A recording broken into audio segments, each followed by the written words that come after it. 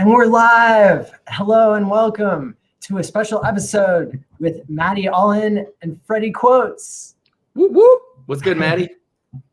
Hey, so obviously you and I just kicked it with a bunch of OG Hexagons the other day, and we had so much positive energy. There were so many ideas and collaborations and cross promotions happening, right? And all I know is whenever you reached out and asked me to come, I said yes before I knew any of the details.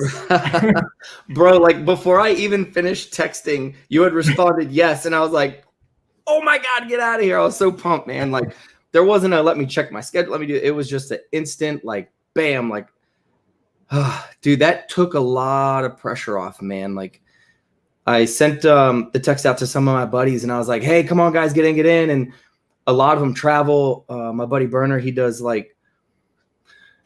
a lot of travel for work. He travels like 75-80% of the time. He's located here in DC, but he's going to conferences all over the country, like 4 days a week. So it's super hard for him to get out to do anything. And, you know, everyone has kids and stuff and, you know, baseball games, stuff like that. So I wasn't really having much luck pulling my onboards together to come be in the video. And, you know, I'm not mad at it. I'm like, life gets in the way. You know what I'm saying? Like things happen. And then Hexagon 720 was like, bro, why don't you hit up the Hexagon influencers? And I was like, all right, because I had this vision of what I wanted for the video. And man, like when I reached out to you, you were one of the first ones I reached out to, and you said yes. And I was like, whew. When you said yes, I was like, man, all right, cool. Now I can tell everyone else Maddie's coming, so they'll probably come. Same thing with RG3. Like you two were the first two that I reached out to, you and RG3, man. And it was like once you guys were like, yes, it was like, oh man, that's going to make it so much easier to try to get everyone else to buy in. So I don't think that I needed you guys to. Everyone was more than willing to come and help anyway, but it definitely took a lot of pressure off my shoulders, man. So thank you so much, Maddie, for just being a good friend, bro. Seriously. My pleasure. Thank you. And, you know, I think we've always been fans of each other, you know, ever since the early days of Hex. And heck yeah. You released an amazing track called Hexagon Anthem. And at the time, you know, the number didn't always go up, right? Like, you know, sometimes Hex would go down, sometimes it would go up, but there were a lot of days that went sideways and went down. And people, they could listen to your song and feel the energy and get educated, remind themselves, you know, why they're in this, right? And what it is, how it's different than other cryptos. And I know myself listening to it on Hexologist's daily stream all the time, he would play your song over and over again. And it really was like the anthem of the early days of Hex. Oh yeah. So it was pre-big payday. I think it was, I want to say like November 4th that it was released or that I recorded November 9th, 2020. Was it the 9th? Okay. Okay.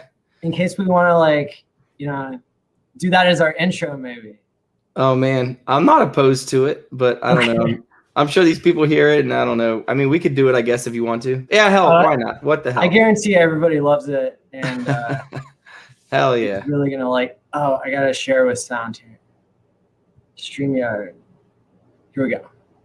So today, what we're gonna do is we're gonna talk about the hype that is FreddieQuotes and his new music video. We're gonna talk about controversy in the Hexagon ecosystem, and then we're also gonna talk about all the plans that are coming together for the amazing conference. Hell yeah, I cannot wait. And a bunch of other, I guess, Easter eggs or surprises. So this is definitely gonna be one that you wanna tune in for. And with that being said, let's play Hexagon Anthem. There's so many scams, I have to change my username and don't ever send me money. And pastors everywhere. Richard, there's so many scams, I have to change my username and don't ever send me money. Imposters everywhere. Richard Hart bracket. Don't ever send me money. Imposters everywhere bracket. That's fucked up, right? And I'm out there actually making an effort trying to stop the fucking scams. Everyone else is like, oh, what? That Richard, yeah, he's a scammer. Call it a scam. Nobody really cares. We can tell you the only one that ain't prepared. Oh yes, I'ma be a millionaire. 5, a couple trillion shares. Oh no, I ain't getting wrecked again. Richard Hart, He got us set to win. We're a family, we all the best of friends. We ain't a cult, man, just call us Hexagons. ICOs, pump and dumps, they always try to take you. Buy low, sell high, I'm tired of your fake news. You need a token, you broken, you wanna see some massive gains? Lambo, new crib, model, wife, cash and chains. Look no further at your final destination. Don't be complacent every day when you paper chasing. Choose the best, leave the rest, stop investing like you press. The only crypto that you'll ever need is HEX. Call it a scam, nobody really cares. We can tell you the only one that ain't prepared. Oh yes, I'ma be a millionaire. 5, 5, 5, 5, a couple trillion shares. Oh no, I ain't getting wrecked again. Richard Hart, he got us set to win. We're a family, we all the best of friends. We ain't a cult, man, just call us Hexagons. Your investments are safe, it's got defenses. A mutable contract that pays trustless interest. I don't understand why everybody is hating. HEX is capped at 3.69 inflation. Shares are like hash rate. The higher you take her, the more daily interest that gets paid to the stakers. Always do your own research, don't listen to me though. It's complete, it can't be changed. HEX is finito. Call it a scam, nobody really cares. We can tell you the only one that ain't prepared. Oh yes, I'ma be a millionaire. 5, 5, 5, 5, a couple trillion shares. Oh no, I ain't getting wrecked again. Richard Hart, he got us set to win. We're a family, we all the best of friends. We ain't a cult, man, just call us Hexagons. The game has changed, ain't no going back now. Dummies that called HEX a scam can back down. I hope you understand, I pray that you follow me. You owe the entire HEX family an apology. And stay sober, cash out, the game's over. HEX is here for the market cap takeover. Buckle up, we about to be full throttle. With multiple audits is where we get paid to hodl. We got the game smothered, sisters and brothers, with no expectation of the work from others. It's complicated, I know that there's a lot to this. For your daily HEX updates, tune to Hexologists. What's up, guys? HEX is like nothing that you ever been through. So sit back, relax, and enjoy the pumpamentals. If you like what you hear, by now, think twice. Just remember, yo, this ain't financial advice. Call it a scam, nobody really cares. We can tell you the only one that ain't prepared. Oh yes, I'ma be a millionaire. 5, 5, 5, 5, a couple trillion shares. Oh no, I ain't getting wrecked again. Richard Hart, he got us set to win. We're a family, we all the best of friends. We ain't a cult, man, just call us Hexagons.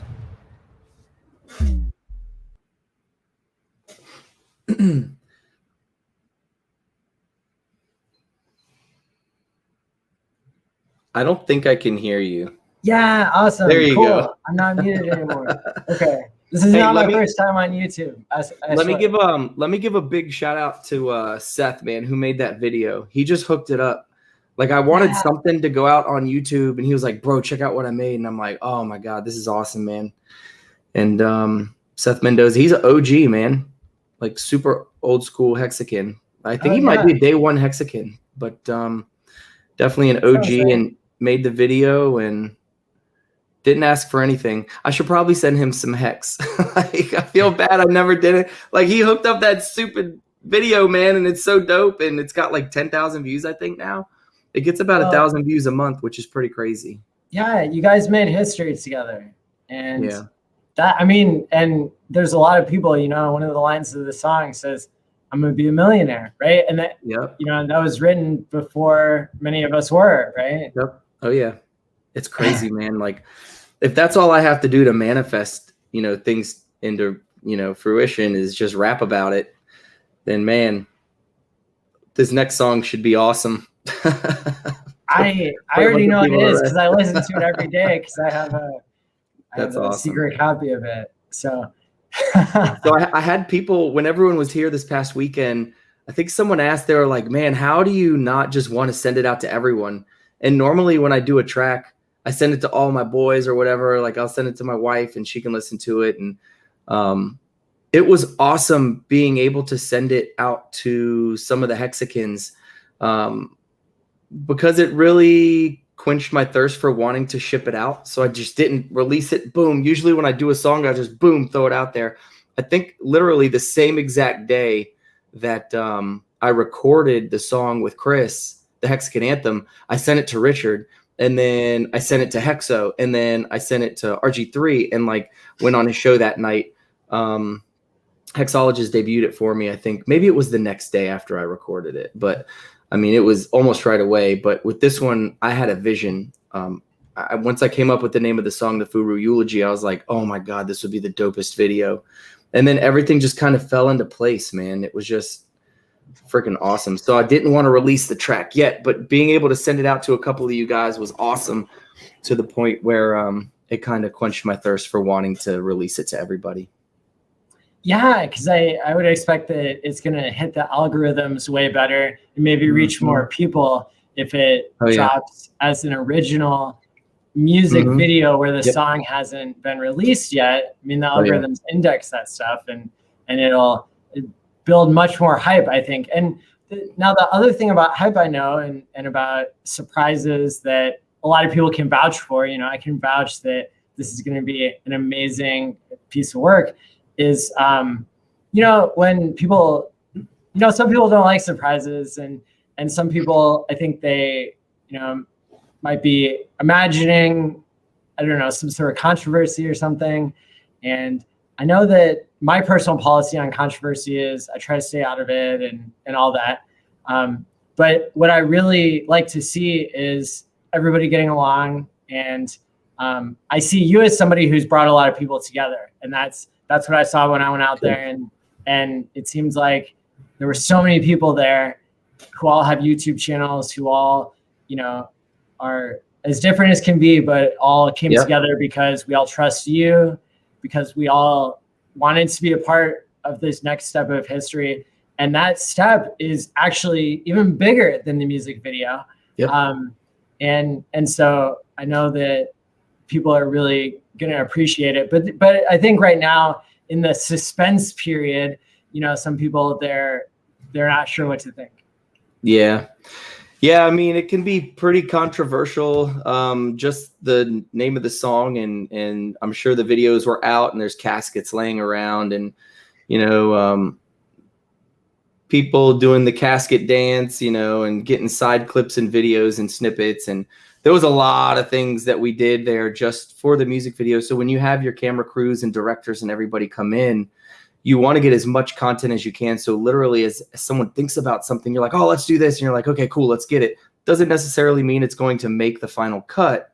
I think there's a lot of things that are really good that are going to make the final cut. I was talking to my director the other day, or yesterday. And he was like, man, we've gone through all the video, but we got a problem, man.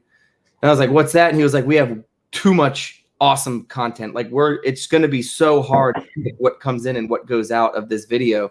And I was like, man, he just got me so amped up. But yeah, you know, it's hard to see, especially when we're not releasing all of the information. All you get is the name, and I'm dropping a bar here and a bar there. And the Hexagon Anthem was different, man. It was like a party anthem. I wanted it to be for Hexicans just to blast and have fun and be like, boom, yeah. So, you know, there's no cursing in it. It's very family friendly. This track, I was really pissed off, man. And I'm just, you know. Okay, so that's what it is. All right, so that's what people are feeling, that we're sensing, is that people can sense the energy of this is different than the Hexagon Anthem. Yeah. This is a dark song, and that's why it's going to punch so much harder, and that's why I don't think there's going to be any controversy. I think there's going to be a lot of aha moments for people. When I listen to it, it's a giant aha moment for everybody in crypto. And you know, I think especially for people who know any of the history of Hex, if somebody outside the Hex community, or somebody who wasn't around in the beginning, if they didn't know what happened to Hexicans, what was done to Hexicans, right? It was basically the entire crypto space was like trying to gaslight us, right? And trying to tell us like that they had reviewed it and that Hex was a scam, and you know, but they never gave any evidence, right? It was more just like, you know, these are the outcasts. The Hexicans are banned from commenting, and in, you know, everywhere. It was Reddit. It was Wall Street Bets. Nobody cared about Hex because there was too much noise in the system, because it was too early, right? Because the history hadn't proven itself yet.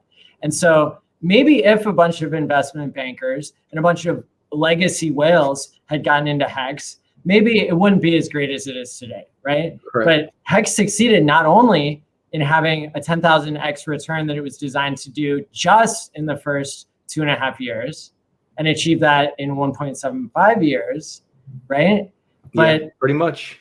It's also, created new whales, which is part of the design as well. And so having a bunch of furus or fake gurus, people who are posing as educators on YouTube, but instead what they're doing is they're being bribed to promote scams and then calling the only real crypto, which is Hex, a finished product that doesn't need Bitcoin developers to work on it and doesn't need centralized exchanges to sell it, right? It's completely what crypto is supposed to be.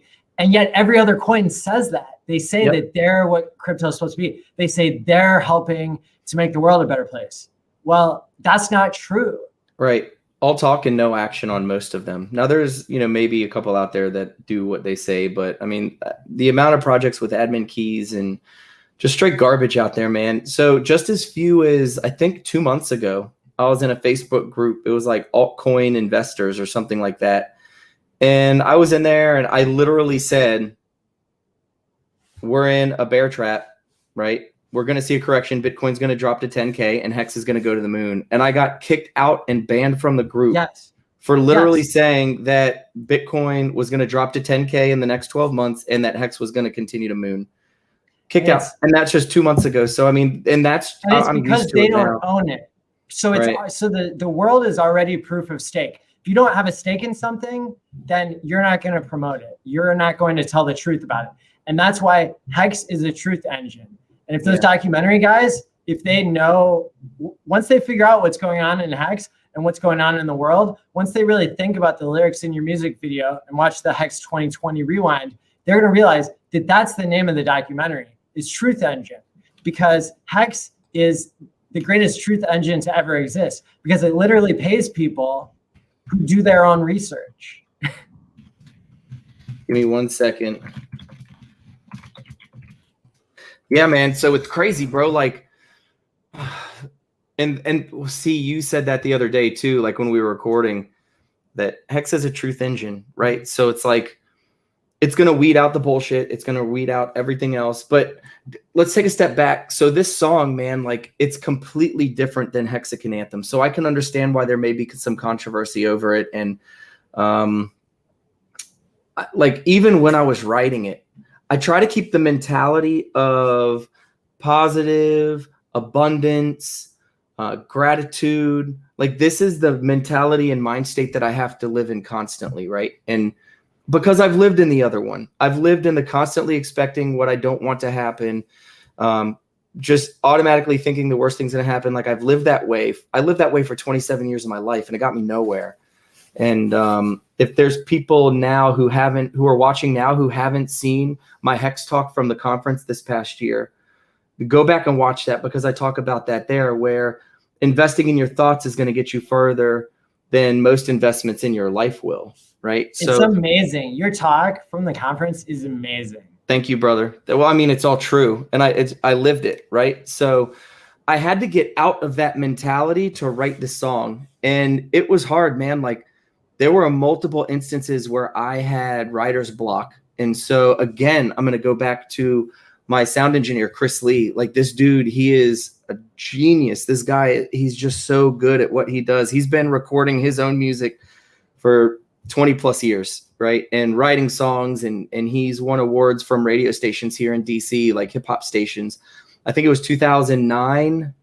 Correct me if I'm wrong, but 2009. I think Chris is in here. He was R&B Artist of the Year for WKYS, which is one of the 2 hip hop stations here in DC. So 12 years ago, he was winning awards, and he writes all of his own music, records all of his own music, mixes and masters everything.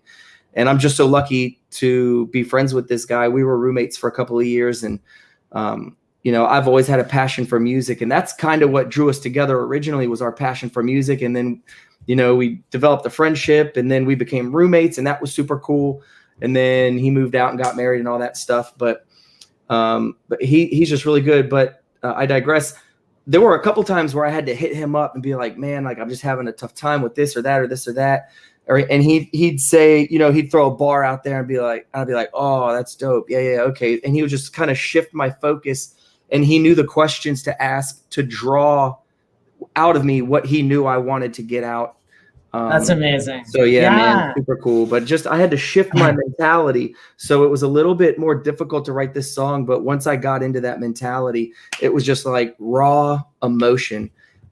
Hip hop, like a lot of hip hop, I mean, not a lot, most hip hop really is our battles, right? And that's more of what this is. This is more of a diss track battle rap, like very raw, rough, rugged, hard. It's the complete opposite of the Hexagon Anthem. But I had a different purpose, right? I was sick and tired. Like literally, if you guys go watch Hodl Dog's 10,000th subscriber, he took a little snippet of the first couple bars of the song, and I'm like, all right, I'm through with waiting. I lost my effing patience. Excuse my language. These furus have got me nauseated.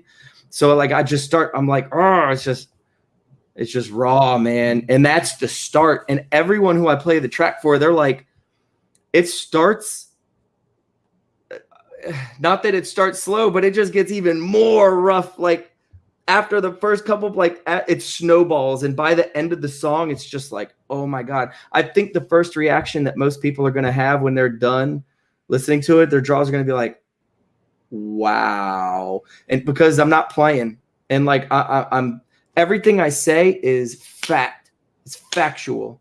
It's the truth engine, right? Like everything in Hex is based on the facts and the truth. I don't make anything up. There's no filler. Every bar is raw, and I'm at their throats, and I lay these guys to rest, man. I'm excited and anxious to see how the Hexagon Anthem was written for Hexicans. The Furu eulogy was written for all of crypto, and it encompasses all of crypto. So it's not just Hex. Hexicans are going to love it. But there's going to be people who are not Hexicans who hear this and be like, whoa, what are they doing over there? I want to be involved with that, because those are the type of people that I want to be involved with. Like no BS, straight to the point. This is what it is. You're fudding me. You're talking trash about me, and it's not true. I'm going to hold you accountable. What are you going to do about that? So I think I really do think this is going to go viral, man. I think so too. Hexagon Anthem went viral within the community. I think this song and this video, and that's why I didn't want to release the video or the song until the video was done, because it's so powerful that motion right here, motion creates emotion. So the song is good in itself, but if we can put, back when I was doing business to business sales, they always talk about PCP, paint a clear picture. You want to paint a very clear picture for everybody. So I had this vision, man. And once I came up with the name, I was like, I know exactly what I want it to be. And the song is really good on its own, but the video, man, is just going to drive home the point. And it's just really going to create that emotion in everybody who watches it. They're just going to, it's going to be hard not to get engulfed in what is going on, because people are going to ask questions. Why, what, how, where, when, like what's going on? Like they're going to want to ask questions. They're going to want to know, because we do use a lot of crypto terminology, right? I feel like I'm rambling here, but I've got a bunch of points I'm trying to make. Yeah, no, this is great. And it's, I can vouch for everything you're saying, that you put together a masterpiece. And so that's why I respect that you're, waiting for the timing to line up. Because the other thing about Hex, other than it being a truth engine, which your song is, more proof of, is that Hex is also a time deposit. So we always like to get our timing right. Right. And so for you to get your timing right and make the audience wait and build it up and, like promote it, right? Like that's what professionals do. You are a professional. You've found, you've created this genius, song. And so, hats off to you, top hats off to you. Thank you, brother. And so, yeah, I mean, like, I'm really excited. I wanted to hear more, like, too, about, so part of people understanding this and getting behind it, you know, if they haven't already, you know, some people might be wondering, oh, like, you know, why exactly was it filmed in a funeral home, or why was it, you know, which it wasn't a church, it was it was a funeral home. So, and, you know, there's like, you know, the world is like going through a lot right now. And I know that like people are angry about everything, right? Yep. And I think, you know, so I think people are always going to get it twisted if they're already upset, right? But at the end of the day, I think the movement that we're working on, which is to program mental health into money, at least that's kind of my platform, and that's something that seems to like overlap with your, you know, with your beliefs and platform as well. Is so that's a really powerful thing that, you know, it takes getting noticed. And I don't think people understand how much gatekeeping there is in the world, where even if you want to send somebody an email, if somebody gives you their email address, some middleman decides whether that email goes through or not based on what you wrote. Mm-hmm. Twitter, Facebook, it all works the same way. They filter your messages, so you can't even have free speech. You can't get the word out about something being amazing in the world or something being terrible in the world. And the only messages they let through are the ones that make people more fearful and more glued to their phones, right? And more addicted to doom news and stuff like that, until everybody's, you know, walking around in a bad mood anyway, right? And so what I see is the future of programming mental health into money, because everybody needs money, everybody needs mental health. And when those two resources are abundant, and when there's so much of them to go around, you can have it your way. It's not centralized mental health. It's decentralized mental health. That's where you give people enough money so they're not scraping by and fighting each other for survival. And so you share the wealth, and then most of the problems actually go away. And that's, you know, that's, I'm sure, like, hard to prove, but at the same time, it's not. I mean, we're all experiencing it. We're all becoming millionaires and beyond. And everybody else has a chance now too, if we can reach them. If we can get the message to them, then we can practice this experiment of, what if we have programmable money that makes everybody so rich that they can work on their mental health if they want, that they can practice delaying gratification, because that's part of the truth engine that's built in. And so there are all these like super powerful ideas, and nobody to listen to them, because everybody who controls the broadcasting in the world, even the people who seem like they're decentralized, are taking advertising dollars from centralized exchanges, from middlemen, from rent seekers, from people who already have all the power in the world. And guess what? We're already seeing people who have a lot of power in the world, they're starting to learn about HEX. We want more normal people to learn about it first. And I think that's why it's so powerful to frame this as like, you know, it wasn't a funeral home because, and you can tell me if I'm wrong, this is just me projecting, but it wasn't a funeral home because we're going to like kill the Furus or something. It's like their careers are over. There were pictures of them, you know, like as if they had passed away, like only because, you know, we don't know who they are in their personal life. All we know is they're spitting lies into the majority of people for their own personal benefit and gain.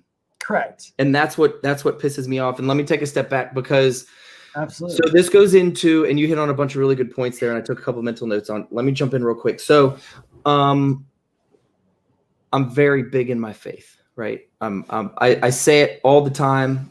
I'm a father, a husband, a follower of Christ, right? I'm very big into my faith.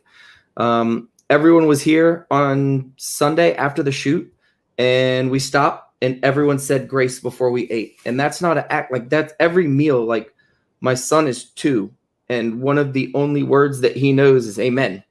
Like after we say grace and say, like, that's it, right? So I kind of battled with my faith too, man, because to write a song like this, it goes against that mentality that I have. Like I was saying earlier, the gratitude, the abundance, the effortless, effortless abundance, and I was kind of disappointed in myself. I was talking to Hexagon 720 about this. Is like, this isn't a very Christ-like song, man. Like I sit here and I'm like, I tell people like I'm strong in my faith. Does this make me a hypocrite for this or for that? And he kind of explained it to me like this, man. Like DMX was, and I throw a tribute to DMX in this track actually. But DMX wrote very dark music. I mean, Dark Man X, that was his name, right? But he was also very big in his faith, and his music moved me. I was super motivated by his music when I was younger. But as he got older, he turned more to his faith. And I don't know if anyone really followed X much, but Ryan basically said to me, Fred, like, God knows your heart, and we've got bigger plans in this song. And we're going to do good for a lot of people because of this song. So don't let that worry you. So when I was trying to think of where we could record it, I knew for a fact we wouldn't be able to do it in a church because, number one, I'm not going to curse in a church. And number two, the content is just not appropriate for such a place. So I started calling around to all these funeral homes to see what and where and when and why and how we could try to get a place for this video shoot. And I wasn't getting really the time of day from anyone. I was calling, and everyone was like, oh, yeah, I'll call you back, and then just blow me off. So then I was like, all right, if I'm going to do this, I'm going to have to suit up, business-to-business sales like I used to do for years, and just go and knock on doors and say, hey, I'm Fred. This is what I'm going to do. This is what I'm here for. And so literally on Thursday last week, I woke up 6 o'clock, 6:30, showered, suit, boom, got up, drove out to 2 funeral homes, met face-to-face with both of them. First one I went to, it's a family-owned funeral home in Manassas, Virginia, Ames Funeral Home. And Mr. Ames was a rock star, bro, like a rock star. Like this dude, like I could feel Christ in this man. Like he was just awesome. Right. And I was like, the whole time I'm sitting there, and I sat there and he was showing me, he was like, you guys can come in here and you can come in here and you can do this here. And when you push in the casket, it's always feet first. So make sure you come in this way at the head. And like just the detail that he went through to take the time and explain to me how, and, just say, yeah, man, you can definitely use this. He was like, I've let youth groups come in and record stuff in here. He didn't have a very good understanding of what the song was about. And when I left there, it weighed heavy on my heart. I was like, man, what would my mom say if she knew that I went into that man's chapel and I started rapping this song? It wouldn't be good. My mom would be super disappointed in me, right? So I had one more funeral home that I wanted to check out, and I called them the other day, and I was like, is the owner going to be there? I'd like to speak to the owner tomorrow morning. I'm making we're shooting for a movie, and there's a scene that we need for a movie. And they're like, okay, cool. So I get there and I start talking to him and explaining to him what it's going to be. And he was super cool, man. He was super awesome, like very down to earth, like casually swearing in conversation, not like dropping F-bombs or anything like that, but like, hell yeah, we don't give a damn about that. That's totally cool. And when I walked into his funeral home in the one area where we were recording, there were no crucifixes up. There wasn't any religious symbolism anywhere from any type of religion. So I felt a little more comfortable in that aspect, recording the song and doing the things that we wanted to do for the video shoot there. So yes, it was a funeral home, but the first one that I went to was more of a chapel. And there was it sounds like you found kind of like more of an agnostic, like like place where people go to have ceremonies, to have talks. I mean, it's exactly. It's like an auditorium, chapel type place. Auditorium, exactly. It was more of an auditorium. But he did tell me like the Marine Corps had come in there and done some videos and done recording for movies and stuff there as well. And there were some other colleges that come there and do recording and stuff. So I had a much better feeling about recording there than I did at the chapel that I went to at that funeral home. Like it was just, whoo, like, I'd be sitting in confession doing like, my penance or like whatever. I just feel so guilty about You it. care I couldn't about do being that. respectful. Right. 100%. 100%. You are a respectful individual and a spiritual and religious individual who really, like you live up to your values, and I respect that, and I'm glad we're able to, like point that out and talk about it, because it really does. It helps people to understand like where this energy is coming from, and like how we can all kind of, get with it, get behind it, or just understand it. And I know that, so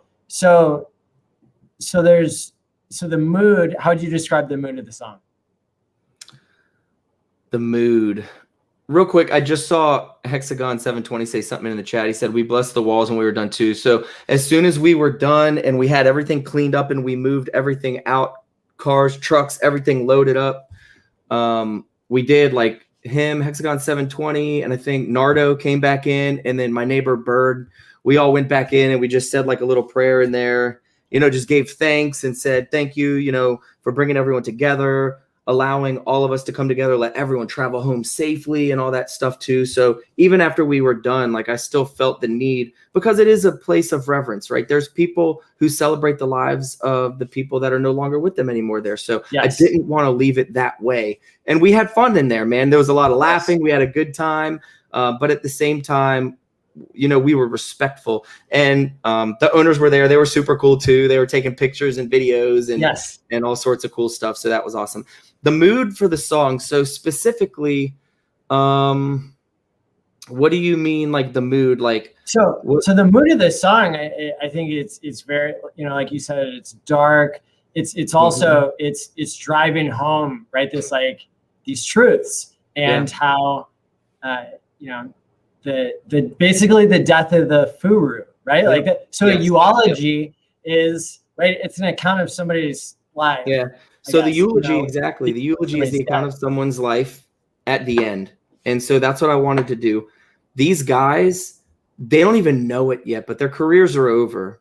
They're over. No one's going to be able to trust them once the world finds out that they lied, they were lazy, they didn't do their homework, they didn't do their own due diligence. You know what they did? They turned on YouTube and they were like, I don't like Richard, I'm going to call this a scam. And they prevented a lot of money, a lot of people from making life-changing wealth. Life-changing. I'm in my 30s. I have a wife and a child, and we're retiring. Like, we are in the process of retiring. Attorneys, accountants, all that stuff.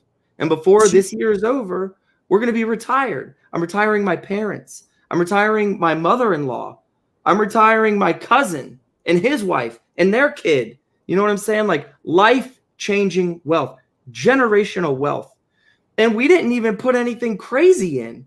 You know what I'm saying? Like, yeah, we went in, dollar cost from day one, boom, boom, boom, whatever. $200 turned into $2 million for many people. They cost millions of people the opportunity to provide for their families. It's disgusting. It's disgusting.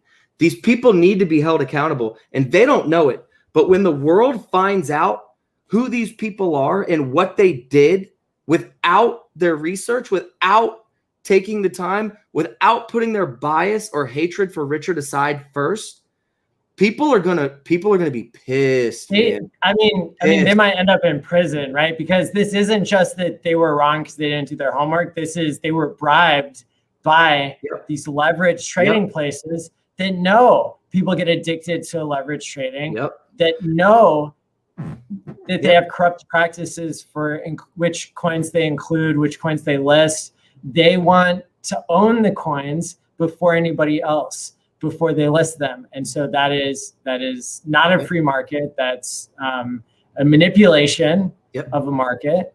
And it's, tons of other, criminal acts have been committed. And so how do we tell people this in a way that they're going to listen, right? And music is something that communicates at so many different levels. It can communicate with your emotional brain and your intellectual brain.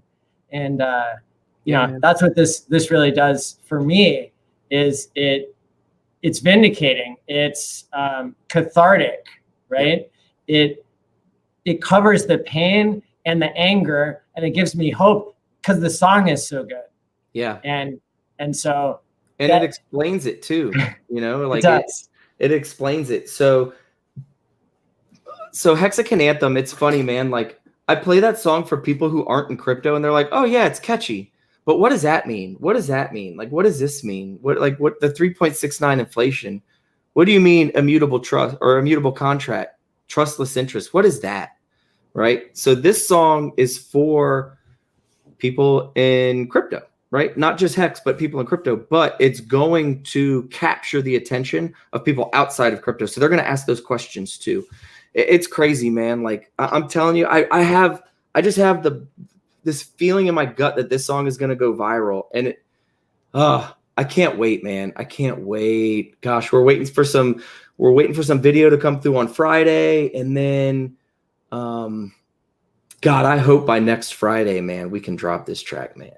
Oh my God, that's amazing. These people need to be held accountable, man. So while I'm still fired up, can we go ahead and share the Hex Rewind for the people out there that want to watch it again, and the people who haven't seen it at all? This is so the episode that Freddie and I are doing right now live, that hundreds or maybe thousands or maybe tens of thousands of people will come back and watch. This video is giving the context of the Furu Eulogy song, and part of that context is I think is captured in this 16-minute video that's going to fly by. Many of the OGs watch it over and over again when we want to be reminded of where we came from and what we had to deal with in the early days. And this, I know the gatekeeping and the lies when I knew Hex was a truth engine early on, and I saw the community, and I could tell the truth, but nobody else could, right? And so this whole movement of telling the truth, that appealed to me and got me to come on screen. And so I want to shout out to Hex Cadet, who came to the Vegas meetup, I know, and made this video.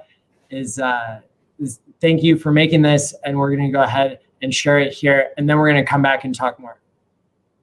And we might even interrupt the video if we have something to say. I got something to say before you start it.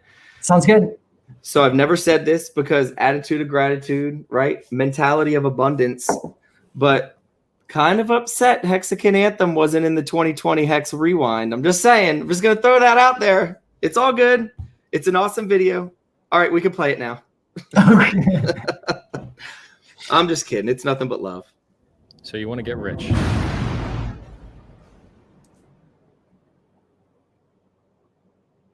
Get out your phones, record me, download this episode.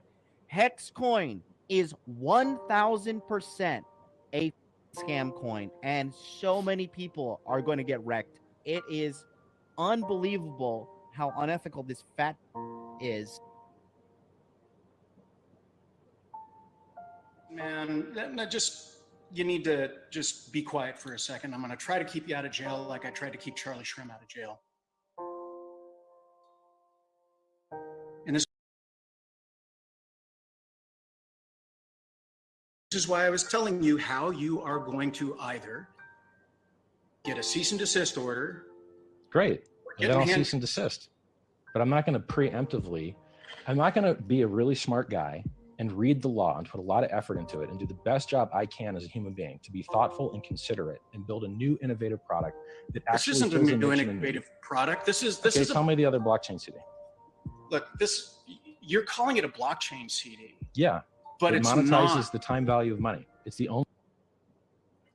Okay, so two of the guys on the screen here were in the lineup of people whose careers might end because they lied so much, because they took so many bribes, right, Freddie?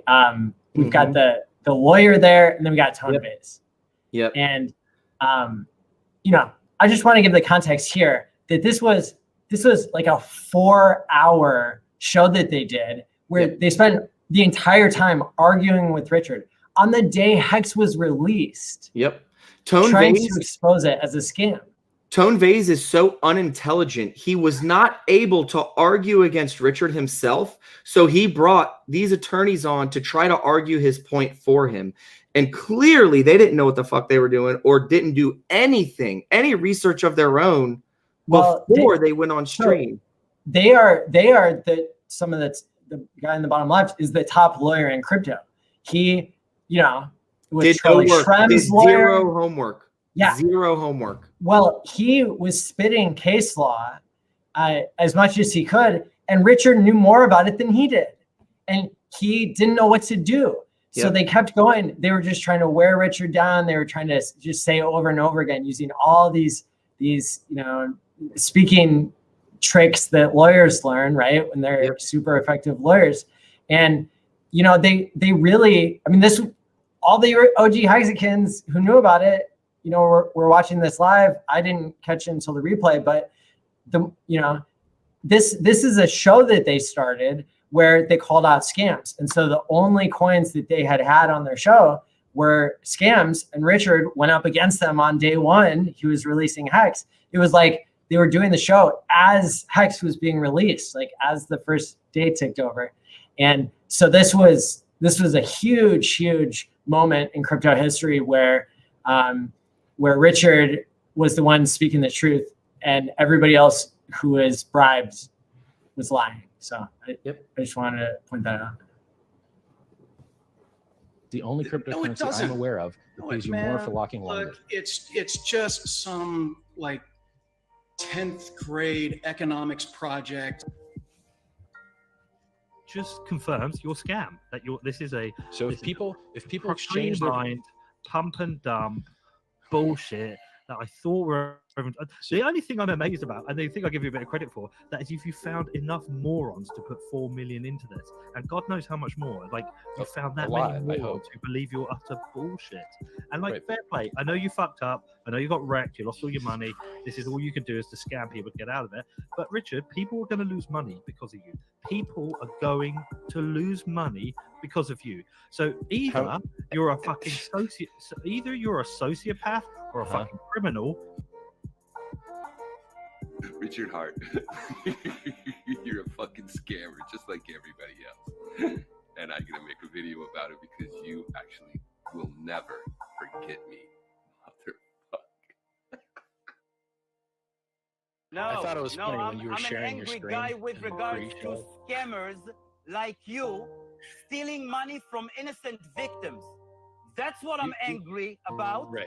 And I'm sorry, but we have to finish now. You understand that Hex I'm sorry, and we have to finish now. So thank you for this discussion. And we've established that you are an MLM Ponzi scam. What I think really Hex is having a negative impact on is confidence in this space.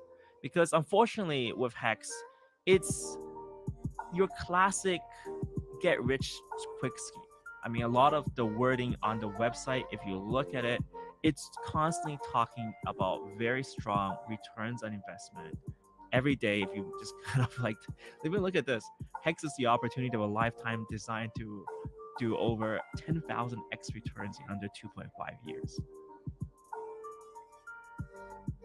So in the extreme case that he does pull out, he still penalizes basically everybody else and just takes their money again. How is this legal? It's not. So is he not going to go to jail? That's why you have that video right there. Well, so fat people are known to be sloppy, and we'll see. Yep.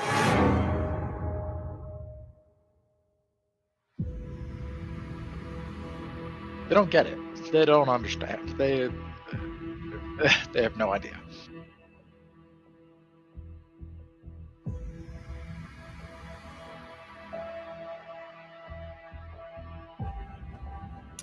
Hex community to the rescue.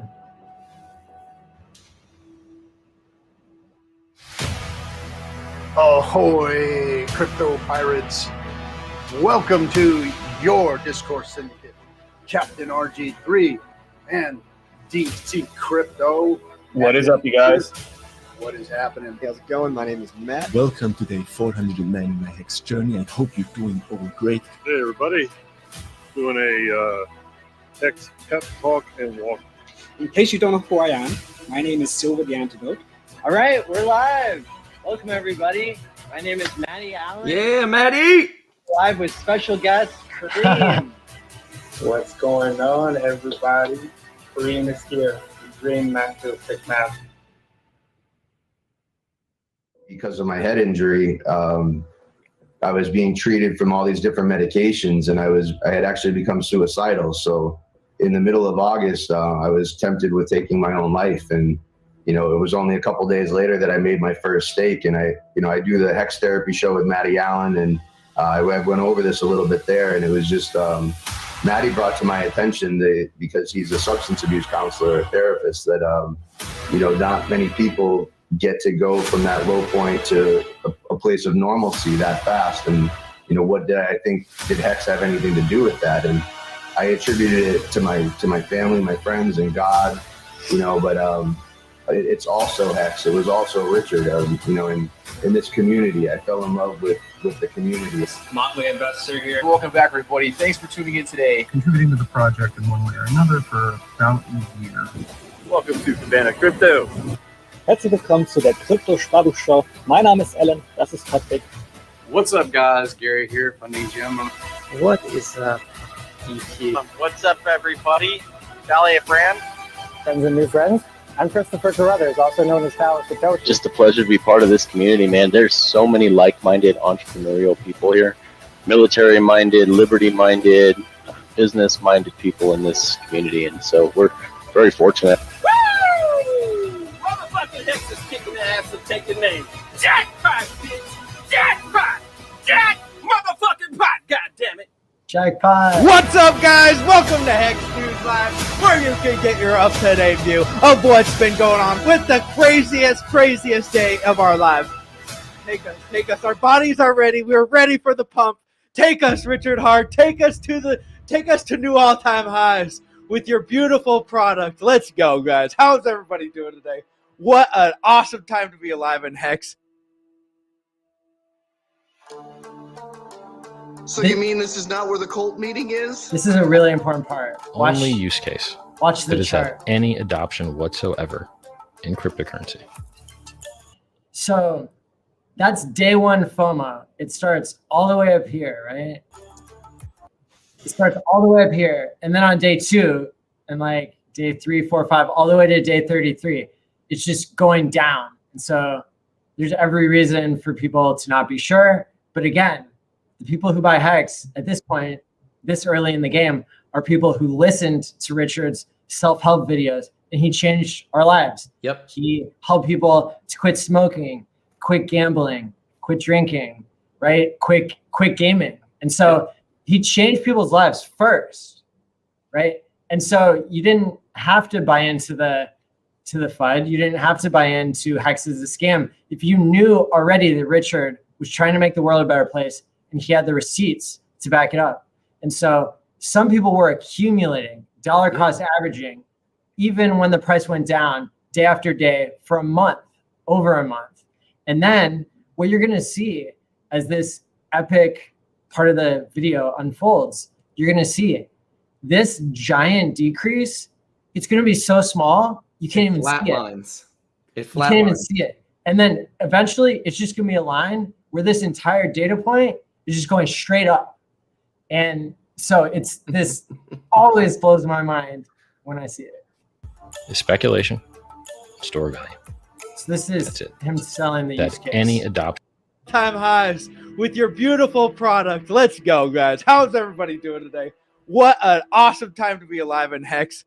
I love Hexo. So you mean this is not where the cult meeting is? Only use case that has had any adoption whatsoever in cryptocurrency. The speculation, store value. That's it. Period. HEX, now. For speculation, what's the only thing you care about? Price up. Okay.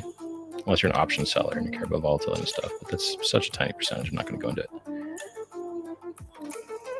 if you're a store value guy, what do you care about? Price up. Oh, okay. Well, what makes the price go up? People buying more than they sell. Anything else? Nope. Hold on a second. Wait a second. You're telling me that the most important thing in crypto is the price goes up, and that the only way the price goes up is if people buy more than they sell. Yep. That's what I'm telling you. Where'd that big spike Wasn't it go? interesting that HEX was designed specifically to address exactly those two things? This is nice. Yeah. HEX monetizes the only thing that actually matters, which is people buying and not selling. And it monetizes the time value of money the same way that they do it in the real world. It just blows my mind that we have CDs in the real world, but we don't have them on the blockchain. So I put them on the blockchain. And people are just like, I don't get it. I don't understand it. If you lock up your money in the real world, your dollar account, and you lock it up an extra year, they give you 20% more interest every extra year. And then it tapers off and they give you less later. And that's what HEX does with shares. If you lock it up an extra year, you get 20% extra shares. And then it tapers off later. Right? Like if it maxes out at 3641 days, which is like 10 years. And then why would you stake longer than that? So you wouldn't have to restake at a crappier share rate then. So you can maintain a higher share rate for longer, to have more shares for longer, to make a higher return for longer. So why is this hard for people to understand? It doesn't make any sense to me how it, like, Bitcoin stores value, the number goes up, everyone's happy. Ethereum stores value, the number goes up, everyone's happy. HEX stores value more securely than Bitcoin with audited software. Bitcoin's not audited. An economics audit. Bitcoin doesn't have an economics audit. Isolated consensus code so that it can't accidentally get screwed up in a network upgrade, which has happened to Bitcoin twice. And it's had inflation bugs twice, where anyone could print as many free Bitcoin as they wanted twice, and they had to roll back the chain once. HEX is more secure than Bitcoin. So if storing value securely and addressing the time value of money and reducing pollution by rewarding stakers instead of miners are good things, and fixing unit bias, and you can claim it for free for Bitcoin holder, it does so many things well. And it's, you're like, it's more liquid on-chain exchange. Now you could now get wrapped Bitcoin probably at the same or higher liquidity levels, but it's still counterparty risk because you have to unwrap it. And then the guy that unwraps it could just be like, no, I'm not going to unwrap it. Sorry. And then you're stuck with your ERC20 wrap. So HEX does so many things better than Bitcoin does. And I want to congratulate Richard Hart. I want to congratulate everyone who got involved in HEX. You are definitely part of a new generation of investors in the new DeFi economy. Going into the future, I'm sure that we are all going to be well rewarded. So, happy birthday, HEX. Congratulations to everybody who is involved and everybody who is going to be involved. So I'm Conrad Zen, signing off for now. Hi everyone, it's Crypty Girl. I just got off the show Discourse Syndicate. It's a live stream for the HEX community. My hosts, RG3 and Dollar Cost Crypto, were both amazing gentlemen. While I was on the show, I was asking questions about HEX, learning more about it. This was my first time on. The Hexagon community welcomed me with open arms. They were all extremely generous and supportive. While I was on the stream, sorry, I'm still emotional. While I was on the stream, they gifted me 2.5 million HEX. Ski Cat gifted me 2.5 million HEX, and I had to get off the stream early because I'm just overwhelmed with gratitude, and it means so much to me. Thank you so much, guys, for your generosity. It's already changed my life, but this is just the beginning. I mean, now that we reached that a penny, that's the beginning. Which is, I mean, even a year ago when I first got, I've been there since the beginning. And man, even in my mind, a penny was like a target. So about to hit that. That's already life changing, and I'd love to share my story of a $750 investment in a single wallet that now at a penny I've paid off my student loans.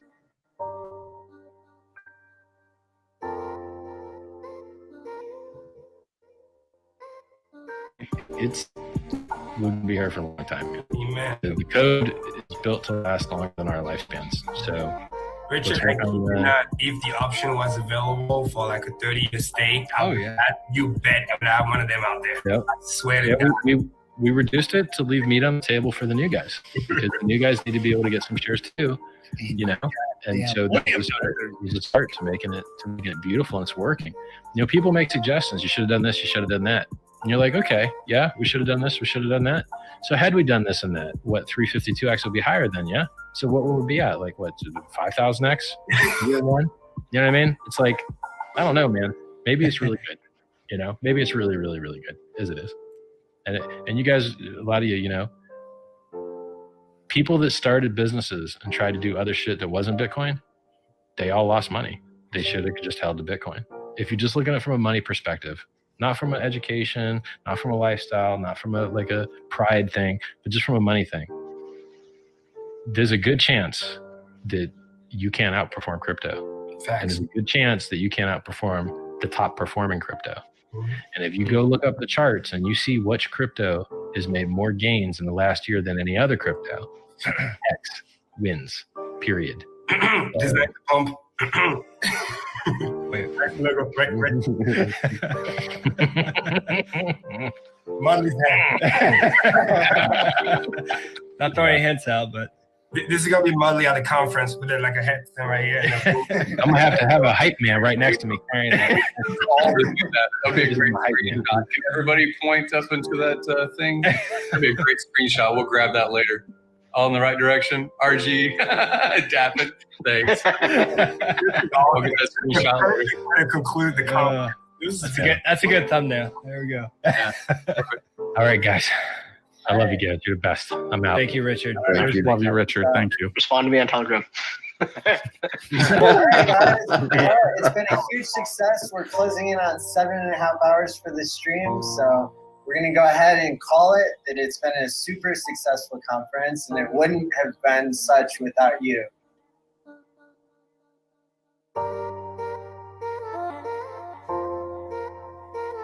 So if you're ever gonna buy your freedom, you gotta start small, right? And whatever money that you save that you don't waste on things that you don't need is money that can go into your inventory and go into your advertising. And so I suggest you don't fall for stupid scams on the internet with people telling you that you're gonna get rich quick, and all they do for a living is teach people how to pretend to get rich quick, and then just take your money, the money that you could have used to actually start a real business that actually provided real value to real people. If you're paying $3,000, $5,000 to some guru who's going to tell you how to get rich, yet he doesn't use it himself, you have to be curious.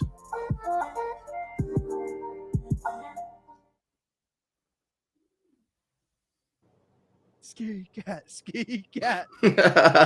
I love Hexo, man. Yeah. That's crazy, dude. So I was watching that right there. Other than Richard, man, I feel bad. Like Yashdeep and Gary, man. I didn't reach out. Everyone else on that screen was here this weekend, man. That was just crazy. And that's why, you know, I said on CoinGang yesterday that, you know, that not all of the most important people in Hex were there because not everybody was there. And so, but that's getting on to like kind of the idea of the conference, right? The Hex conference is going to be a place where everybody can come together. Everybody at least who can get a ticket, because we're expecting, I've been told I'm very good at predictions. And sometimes I underestimate a little bit, but I estimated everybody else was saying $0 of the origin address funds would be sacrificed. I said 10 billion. It ended up being 13. Very, in my opinion, very close. It seems like a lot because it's 30% different. It's like 3 billion, but I was estimating from all the original funds that the OA got back at the very bottom of the bear market. So it, you know, is in like when you're looking at an 8,000x, that, you know, 800,000% and to be off by 30, not too bad. But let's see what else. You know, I think. So you brought up a good point. Sorry, I didn't mean to cut you off. Oh, no problem. But like, but for the conference in Vegas, I'm really estimating that the HEX community is going to continue to expand. And not only that, but that the growth is going to become viral and exponential probably in the next 2 months is my prediction. And so literally, even if we had, so right now I'm thinking if we sold all the tickets to where we can fit everybody into these giant buildings, right? You saw the buildings that we're using. And if we, you know, if we have 1,500 people in there, that's totally doable. But then there's a beautiful auditorium across the street called the Smith Center. And if we wanted to expand and have 2,000 more people at the conference, we could do that. We'd have to sell the tickets early so we can put the money down and reserve the dates. And so it's going to be really interesting to see how it plays out in terms of when people will get tickets. And then the reason why we're hyping it is because it's really going to be only the first 1,500 or maybe 30, even 3,500 people who get tickets. And then I think already there's more millionaires in HEX than those numbers. And so it'll be really interesting to see how it goes. What are your thoughts? So everybody, if you have not gotten your tickets for the conference, buy them right now. Like, what are you waiting for? Like, I was going to wait until Pulse, but then I was like, you know what? Screw this, man. I'm getting my ticket because I don't want to get left out. There's a limited amount every single week. They sell out. They're selling out. The last couple of weeks, I think now they've sold out. So people are getting excited. Just do it, man. So check this out. I don't know how much Maddie's gone into it, but I'm going to dive in. I might overstep my bounds here, but I don't think Maddie's going to be mad. Yeah. We're doing a concert that's going to be so dope, right? So it's an outdoor concert. I think, was that the convention center that you showed me? Or what's the name of the place where we're having it? So it's going to be outside right there where you showed me. That was the convention center, right? Let me bring up the pictures. Just keep talking. We're building a stage outside, right? You need a ticket to the convention in order to come to the HEX concert. All your favorite performers are going to be there. Everybody. Corey, I'm going to be there. I'm fanboying so hard. I'm literally texting him right now. Morgan Donaldson, man. Like, that dude just makes dope music. Like, I can't wait. I want him to I voted that I wanted like a hardcore rap song, but I kind of want him to do a punk song. So like, I was talking to him today. I was like, bro, blah, blah, blah, blah, blah. He's like amped up. But yeah, everybody, if you want to see us perform live, we are building a stage and we are going to do a huge outdoor venue stage. And the concert's going to be legit. I'm telling you right now, I've been planning my set for the conference this year since last year's conference after we got done, before Maddie even announced where it was going to be. I was hitting Maddie up afterwards, like, Maddie, where's it going to be next year? Maddie, where's it going to be next year? Maddie, where's it going to be? Because I was trying to think of where I could go or what I could do or to call and reserve a venue, because in my mind, I had an idea of what I wanted to do for my performance. And Maddie's going to make it happen, man. Like, I cannot wait. It's going to be so freaking awesome, man. Like, if you have not purchased your tickets yet, you need to buy your tickets right now because it is going to be so dope. It's going to be so sick. Everybody you see on stream, I was fanboying in my kitchen this weekend meeting everybody. And I can't wait to meet them again. I'm going to fanboy again when I get to see everybody again at the conference, man. Like, I don't know. Buy your tickets, y'all. Like, they're going to sell out, and then you're going to be like, damn it, I should have bought tickets. So this is what we did last year, and it was, so it was all online, and literally everybody who has a HEX channel participated, and there were panels, individual talks, keynote presentations, and, there was even a rapid round where we had people who, wanted to give shorter speeches, and then we're going to do workshops when we do the in-person conference, and we're going to do like speed networking, which is something I think I came up with, maybe, where it's like speed dating, except you just network with people. And you know, there's gonna be lots of creative stuff. I mean, if somebody wants to bring a marching band, you know, I'm pretty sure by March, Hexagons are gonna be balling out so hard. You know, we're gonna have, yeah, it's gonna be wild. And so this is to show you the venue.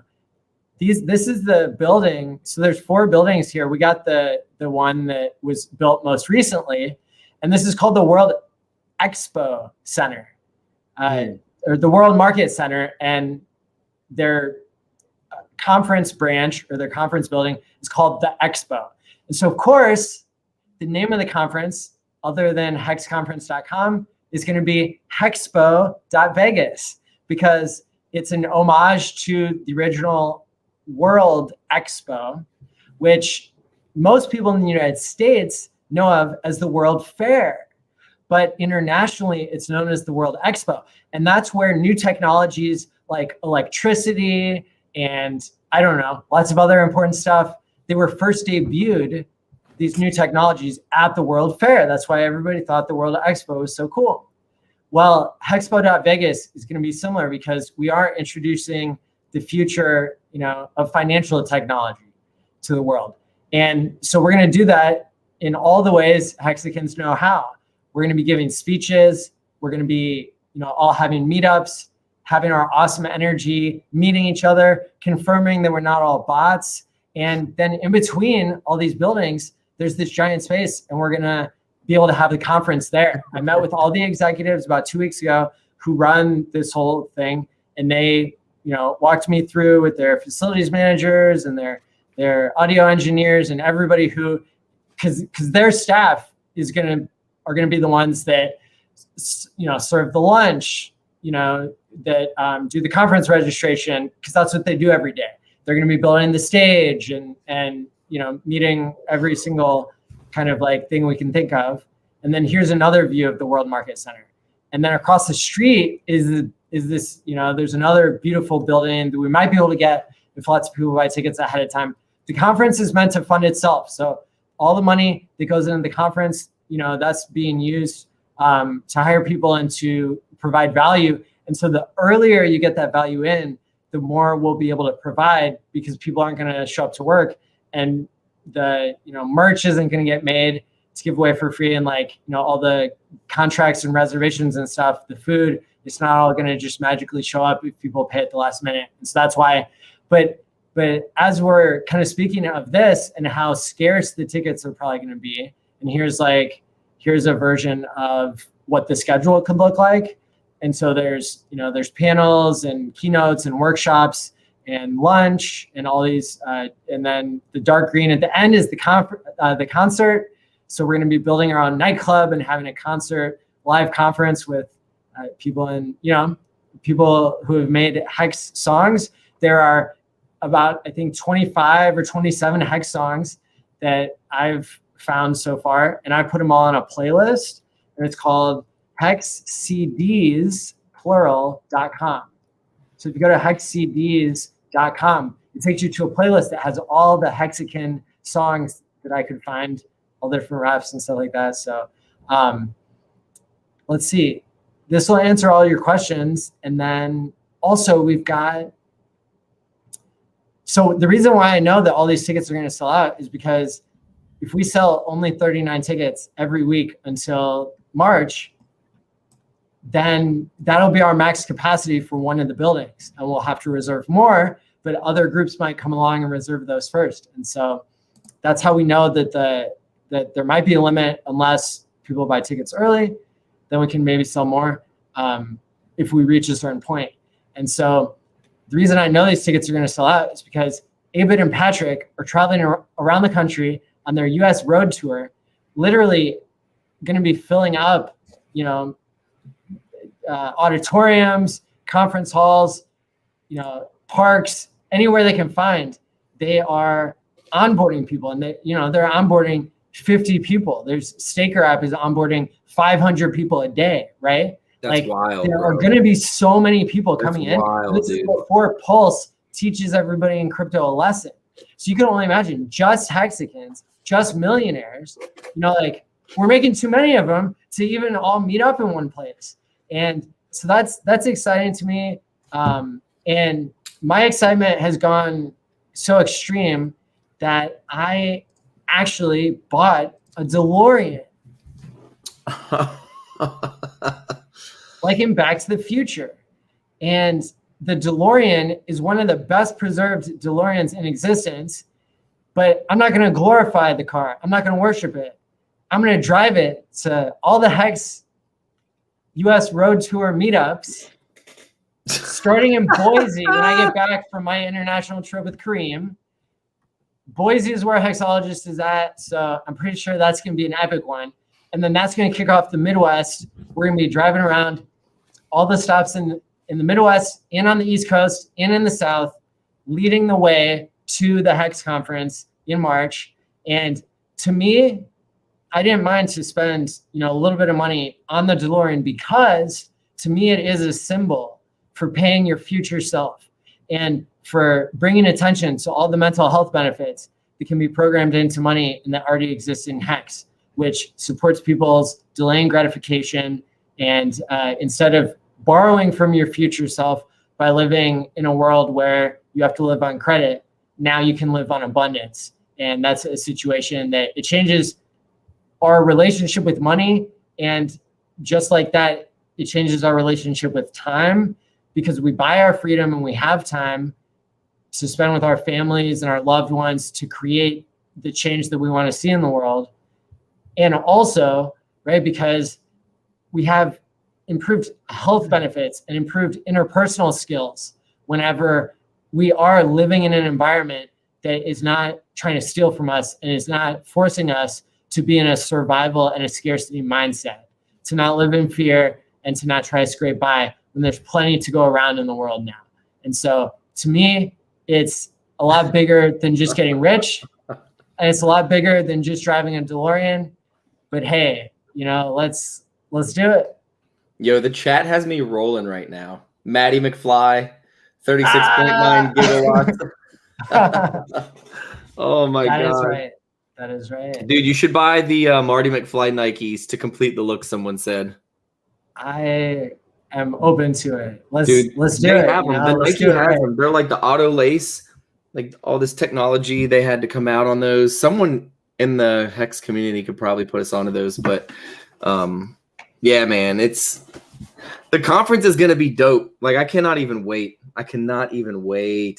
So people who come to the conference, they can sit in the DeLorean and take pictures with the doors up, and that's awesome. It's meant to be a symbol, that people, if you like mental health and you like money, then you're not gonna run over this one with a tank, are you? I am not, correct. Okay, good. I would not be that wasteful of something that symbolizes something so important, right? Unless I could literally go back into the past and stop myself from driving a tank over this car if I already did it. Well, if you can do that, man, just go back in the past and buy some extra T-shares while they were 60 cents. I can guarantee I would. Am I actually the God whale and I didn't even know it? Bro, that's so crazy. Maddie McHex. That's right. Maddie, will you be at the DC stops, or are you going to do all of them? I am going to see how many I can do. Let's do it, right? Because, it's going to be Boise. There's going to be, I've got the schedule right here. So it's going to be Boise. And then. Is there any way to pull it up? That's on 10/13. Sure. Yeah, I can get it over to my computer. So there was a Hexagon.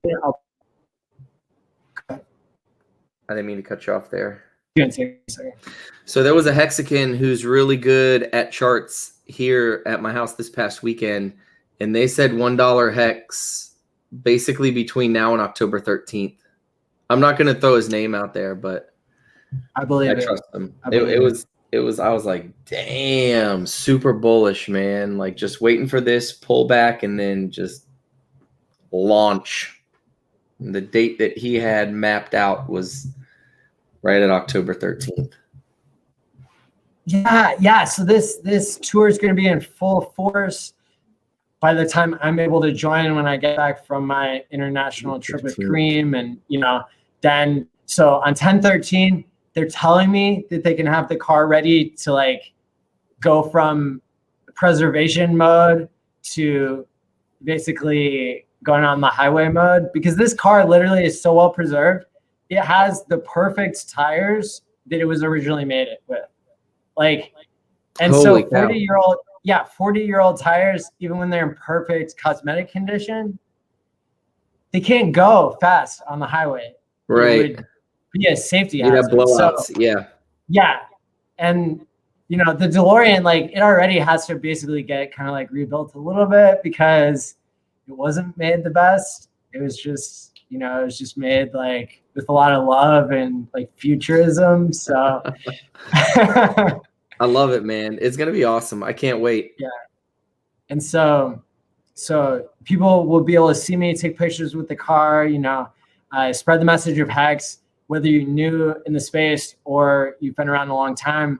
We're going to be rolling out to Boise, then that's on 10/13, then Salt Lake City on 10/16, Denver on 10/22. I'm going to put together something in St. Louis on 10/26. Then it's off to Minneapolis 4 days after that. On 11/6, Chicago, I believe Crypto Coffee is doing that one. Then it's going to be over to 11/9 or November 9th in Indianapolis. 11/12 Columbus. I got mad connects in Columbus. Pittsburgh, 11/15, 11/17 Cleveland.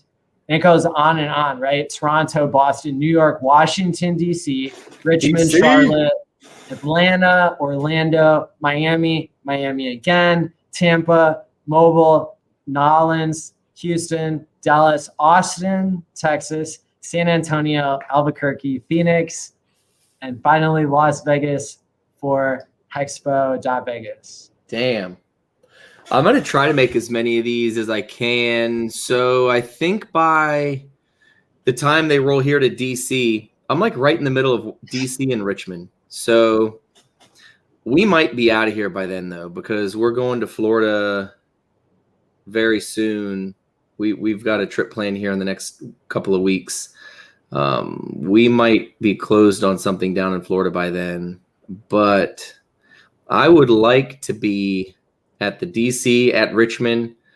It would be fun. Charlotte's a fun town, man. Charlotte's a fun town. But we're going to be retired by then, and we do plan on spending a lot of family time during the holidays this year. But again, we might be closed on our home down in Florida somewhere. So I think Orlando, Miami, Tampa, even Mobile, Nolens. Man, this would be dope, man. Like, I gotta talk to my wife and see if she'd be cool with just getting an RV and then just traveling around the country for the next 4 months after we retire. We can all hang out together. Literally, we're all gonna be rock stars together, man. Like, oh my God, I don't know how that would be with a 2-year-old, but of course it'd be awesome. I'm all in, man. You don't gotta tell me twice. I'm all in. Let's just get in an RV and go. Oh my God. So someone in the chat said they went to college in Fredericksburg. Right on. EF Hutton, where'd you go? William and Mary? Or no, is it Mary Washington? William and Mary is Williamsburg. Mary Washington is Fredericksburg. So people can go to t.me/US road trip. And then another one that you're going to want to add is going to be t.me/Hex conference. What's the website to buy tickets? Hexticket.com. Hexticket.com. I feel like I'm going to tweet that out just so I can. Awesome.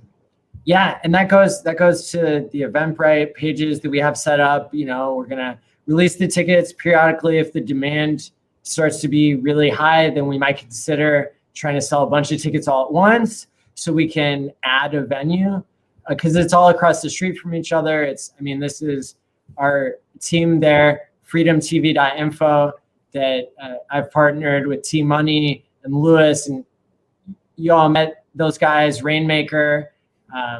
Wildcard Studios, Rob and Julio, that's the team there. You know, I know them well, and we put on the Hexagon.Vegas meetup that we had 350 Hexagons show up for in June. It was wild.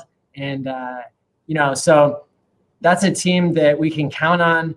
They have mad connections in Vegas. Like, I can't even say on air, like, how well connected they are. So we're not going to have any problems, you know, making sure that our operations, you know, take place.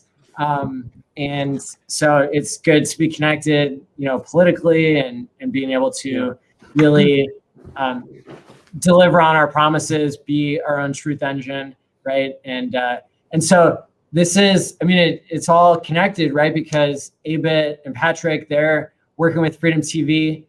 They've gone on the road together, right? And so this is, we're all helping each other, and we want to be, right? The conference, the road trip, everything that I'm involved with, I just want to cross promote other Hexagons, because I know how many amazing people there are that, you know, at the end of the day, we're all greater than the sum of our parts, right? And so the success that I have found in trying to get my message of mental health out, to tell people to take Omega 369 and to tune in for Hex Therapy on Thursdays, like, that has been possible because of this attitude and success of cross promotion.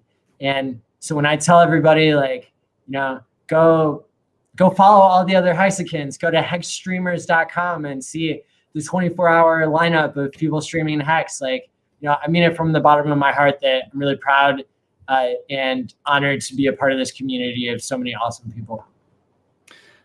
Valley of Brain just bought his ticket. Awesome. Hell yeah. Dude, so real quick. Where is it? Shout out to Morgan, man. Everybody, if you don't follow Morgan Corey Donaldson, go follow that dude on Twitter. Go to his YouTube. And because I hadn't even heard his like the one acoustic song that he did. I just heard the rap with the lights in the video where he's spitting bars in front of his mic, which is dope. I like all types of music though, man. I'm just not stuck. I don't even really listen to hip hop much anymore. Most of it's garbage, but it's my favorite genre. I grew up on hip hop, but his acoustic track, man, I've been listening to it nonstop. It's only like 1 minute and 48 seconds, but I've had it on repeat for the past 2 days. I'm gonna drive my wife crazy with it, man. But everybody go follow Morgan, man. And I was talking to him today, and he said he was just joking around, you know, with his girl or whatever, and was like, yeah, I want to perform. I want to, you know, I'm going to go to the Hex conference and I'm going to perform. I'm going to be up on stage with Freddie. And, you know, they kind of laugh at him or whatever. And I was like, bro, that's going to happen, man. Like, people don't know how dope this concert. People don't know how dope this concert's going to be, man. It's going to be a ton of fun. We make stuff happen. And hell yeah. Hell yeah. I can't wait, man. Like, I was fanboying out, man. I was texting him. I was like, bro. Twitter fingers, man, like, just super amped up. So yeah, everyone go follow him, man. He is a dope artist. He is sick. Cannot wait. There was something else too I saw pop up in the chat. Brand got his ticket. Yeah, Hexagon 720. We're him and I were talking about getting up on a track this afternoon, so that's probably going to happen sooner than later, I would imagine. I was telling him, I was like, dude, we got to do a track together, and he was like, cool, yeah, definitely, man, we'll get it in. And then I was like, let me just get this song out, let me get this video released, and then I'm going to promote here over the next few weeks, let things die down a little bit, but then we can start putting our brains on something. He was like, absolutely, bro, do what you got to do. So that's already in the works, man. And Corey the investor actually has a track out. I don't even know how I haven't mentioned this yet. So he teased it a little bit the other day, and then he sent it to me and I heard it. But Corey is about to drop a track too, man. Like, and then the Kansas City Hexagons, I forget what his name is. I just know he's from KC. I don't think it's Pulse Lord. I talked to Pulse Lord, but I think it's the Kansas City guy. It's KC, so I would imagine he's from Kansas City. Oh yeah. Black Hexagon. Yeah. Yep. Crypto. He's been dropping tracks too, man. So it's like, yes, the community is definitely expanding and growing, and I love it, man. I'm a huge fan of music. We're gonna have country western songs by the time it's all done. Man, I'm sure. We want everything. And I've got man. here. So this is the playlist that I made called Now That's What I Call Hex, Volume 1. And there's 27 videos on it. You can get to it by going to hexcds.com. And we've got FreddieQuotes, Corey, an investor, Joe Hexotic, Post Polar, Corey, an investor again, Post Polar, BTC Upload. We've got Freddie's Hexagon Anthem from the first Hex conference. Post Polar. Let's see. Post Polar's got the really good ones. Hex Genius, Pulse Lord, Zeitgeist, Black Ink. Who's the girl? Right there. Who was that? She because that song came out before Hexagon dropped. Yeah, she did a ukulele song before that song it's got like the dopest melody. I was playing it the other day for my wife. Yes. And I was like, it's just got a dope little melody to it, man. Cryptocurrency. I was like, let's go. Oh yeah. I love that song. Me too. Yeah, and then the Hex Flex song by Black Crypto KC, and a number of them here, Pulse Lord, and then Morgan and Corey Donaldson. So if people have other Hex songs that they've tracked down, send them to me. We're probably gonna have to start. Now That's What I Call Hex Volume 2 here immediately. So, hey, do you have both of his songs on there? I guess Morgan's? maybe I don't. No.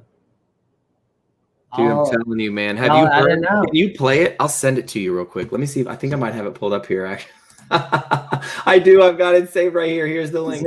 Copy. What's it called? Control Z. Waiting for the pulse chain. Yep. Here, I'll put it in our little private chat here. There's the link. I've literally been listening to it on repeat. I had it pulled up on my on one of my other monitors here. That one right there. No. Oh, sorry, I was jamming.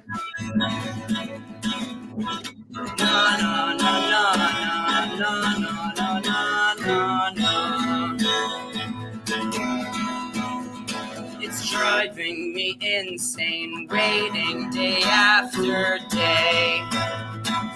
The release of the pulse chain. No one seems to understand how Telegram's my only friend. Stay up late just listening and start again at 6 a.m. Na na na na na na na na na na na. Na na na na na na na na na na.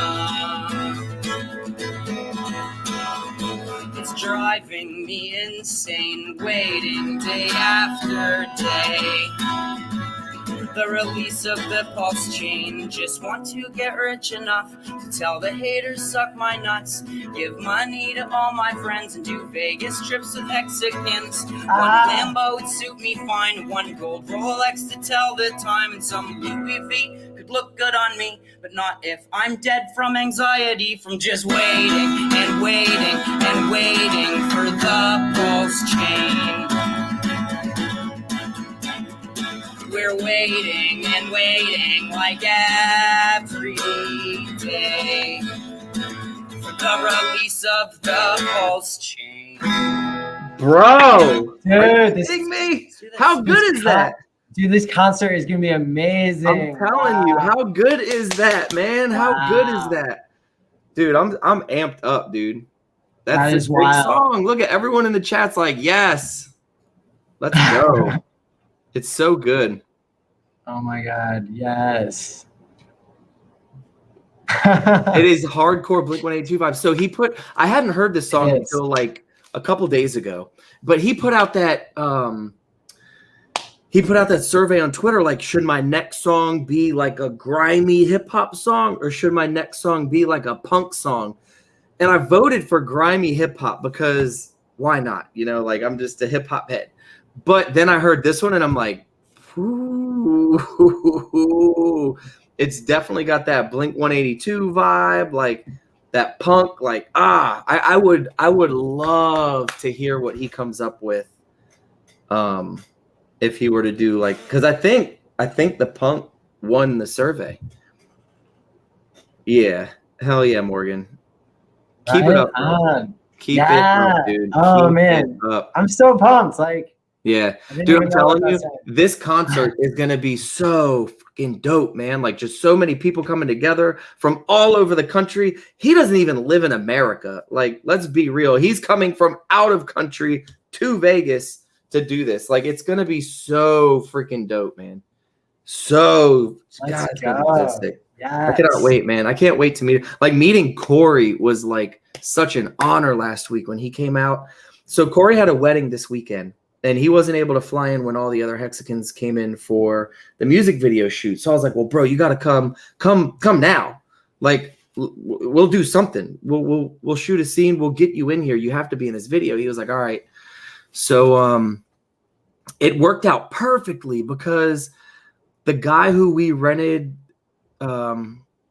this 1968 Cadillac hearse from, the only day he could do it was literally the day that Corey could fly in. So it worked out perfectly. So Corey is in the Corey's going to be in the video, but I was posting pictures of the Cadillac that we had last weekend on my Twitter. So it's going to be awesome, man.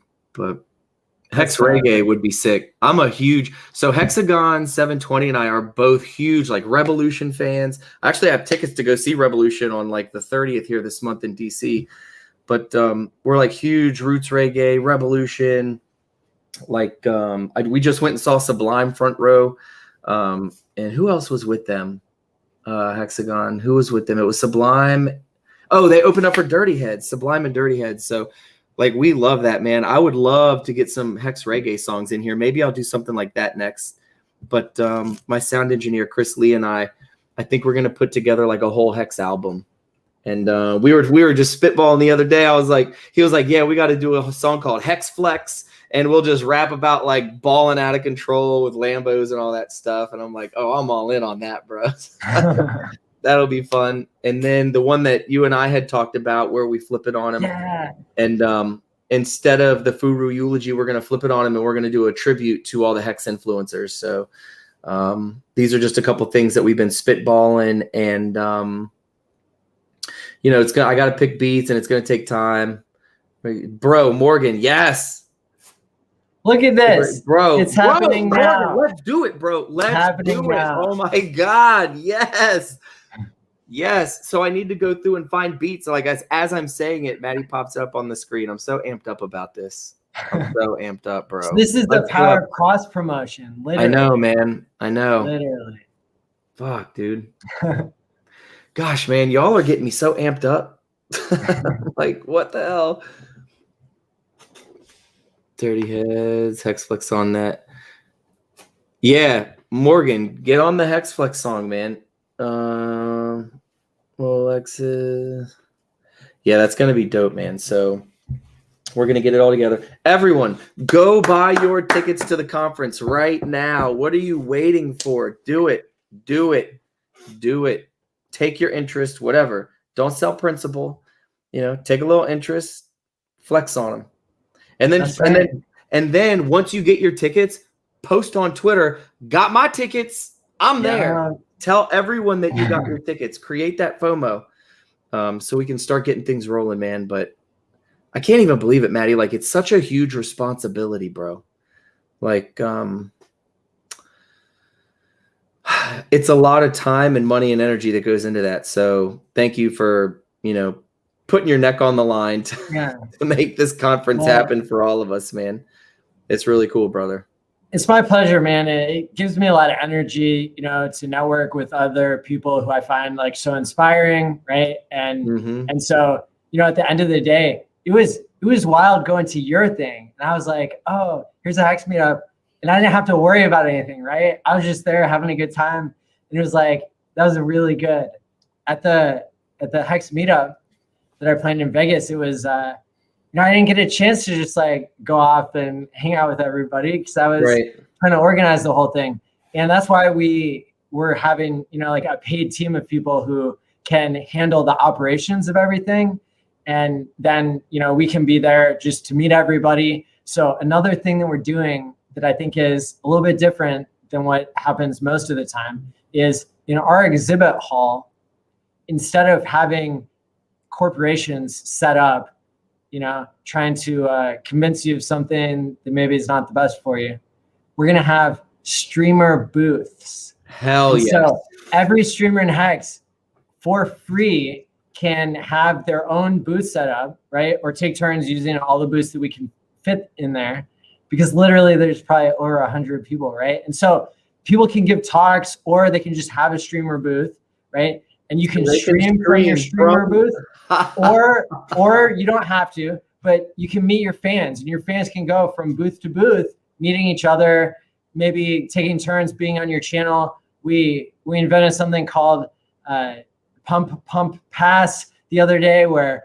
everybody talks for about a minute and then passes the camera. And so just, again, a really awesome opportunity for all of us to confirm that everybody who has a HEX YouTube channel is not a bot, and you can meet all your favorite streamers. And I think it's going to be a good time. So, dude, that's a great idea, man. Because when we're at these events, obviously everyone's not going to be able to be there, and people want to be there. So if you have people streaming from the events, that's dope, bro. That's so dope, because then it gives everybody the ability to be there. Yes, absolutely. It's so sick. Yeah, dude, that's awesome, man. That's so dope. And so, yeah, I mean, like the first part is actually, so it's actually a 2-part conference. There's the part that's online, January 6th through 9th.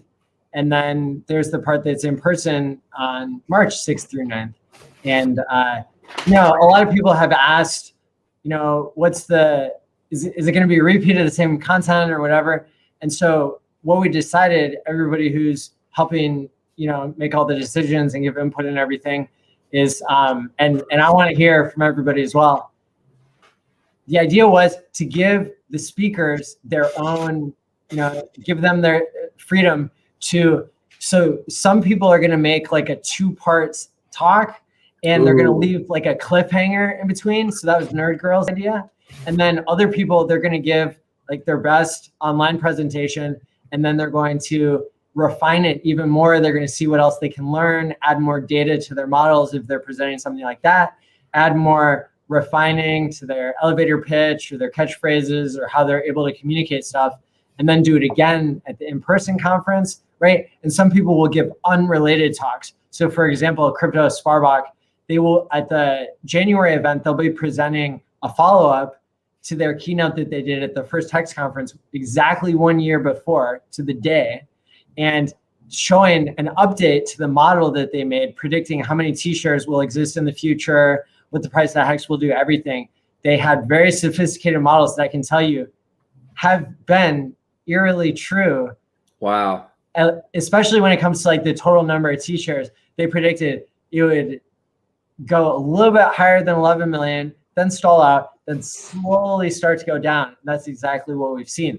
And so they're going to be doing a big, I told you so moment, but really that's not how those guys are. They're going to be thinking, how can we make this model even more predictive in the future? Right. So they're going to present that at the online conference only. And then in the in-person conference, they're going to talk about how they traveled around the United States and learned tricks to onboard people to become better public speakers. And they're going to be showing off the cars that they drove around that are HEX flexed out. They've got HEX wraps on them. And so they're really going to be showing, right, like the science of onboarding and the strategies that they use for their marketing and their promotions. So it's going to be, so there's going to be a lot of different things, and we're going to leave it up to the content creators and the speakers to decide really what style they want to use for the 2 parts of the conference. And so again, awesome. Like the websites for where people are going to find like the online conference, it's going to be at hexpo.com/HEX. .online because it tells you where it is and what it is. And that's the website. And then people are going to go to hexpo.vegas in order to find the in-person conference. And that, again, tells you what it is and tells you where it is. And that's the website. Yay. Super exciting, man. Like, that gave me ideas because I'm definitely going to do something, but I don't know. I was thinking about that. Is like 1, 2, break it up between the two. That's pretty interesting to think about. That gives me a lot of ideas. Yeah, and really, it's going to be cool to see people using the opportunity to do workshops in the in-person. And what that's going to do is it's a little bit different than a panel or a speech, although it could be very similar. It's going to have some sort of concrete walking through on steps, like practical aspect to it. Whereas a panel might be different in that it's just giving information, but the workshops, they're actually going to, and we might have a workshop on security. We might have multiple security workshops.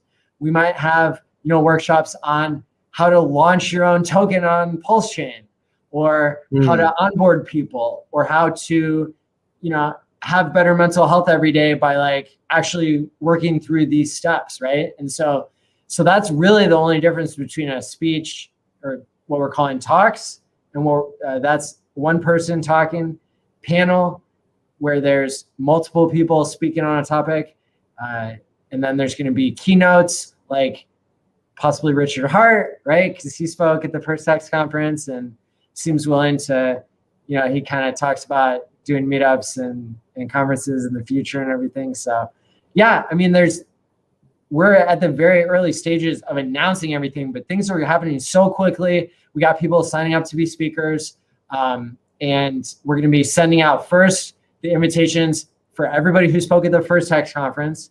And then we're going to announce probably on Saturday here with Tony when we do our every 2-week update. Then we'll be able to tell people like where they can go to apply to give a speech. And then we'll be able to have full participation from everybody. So awesome, man.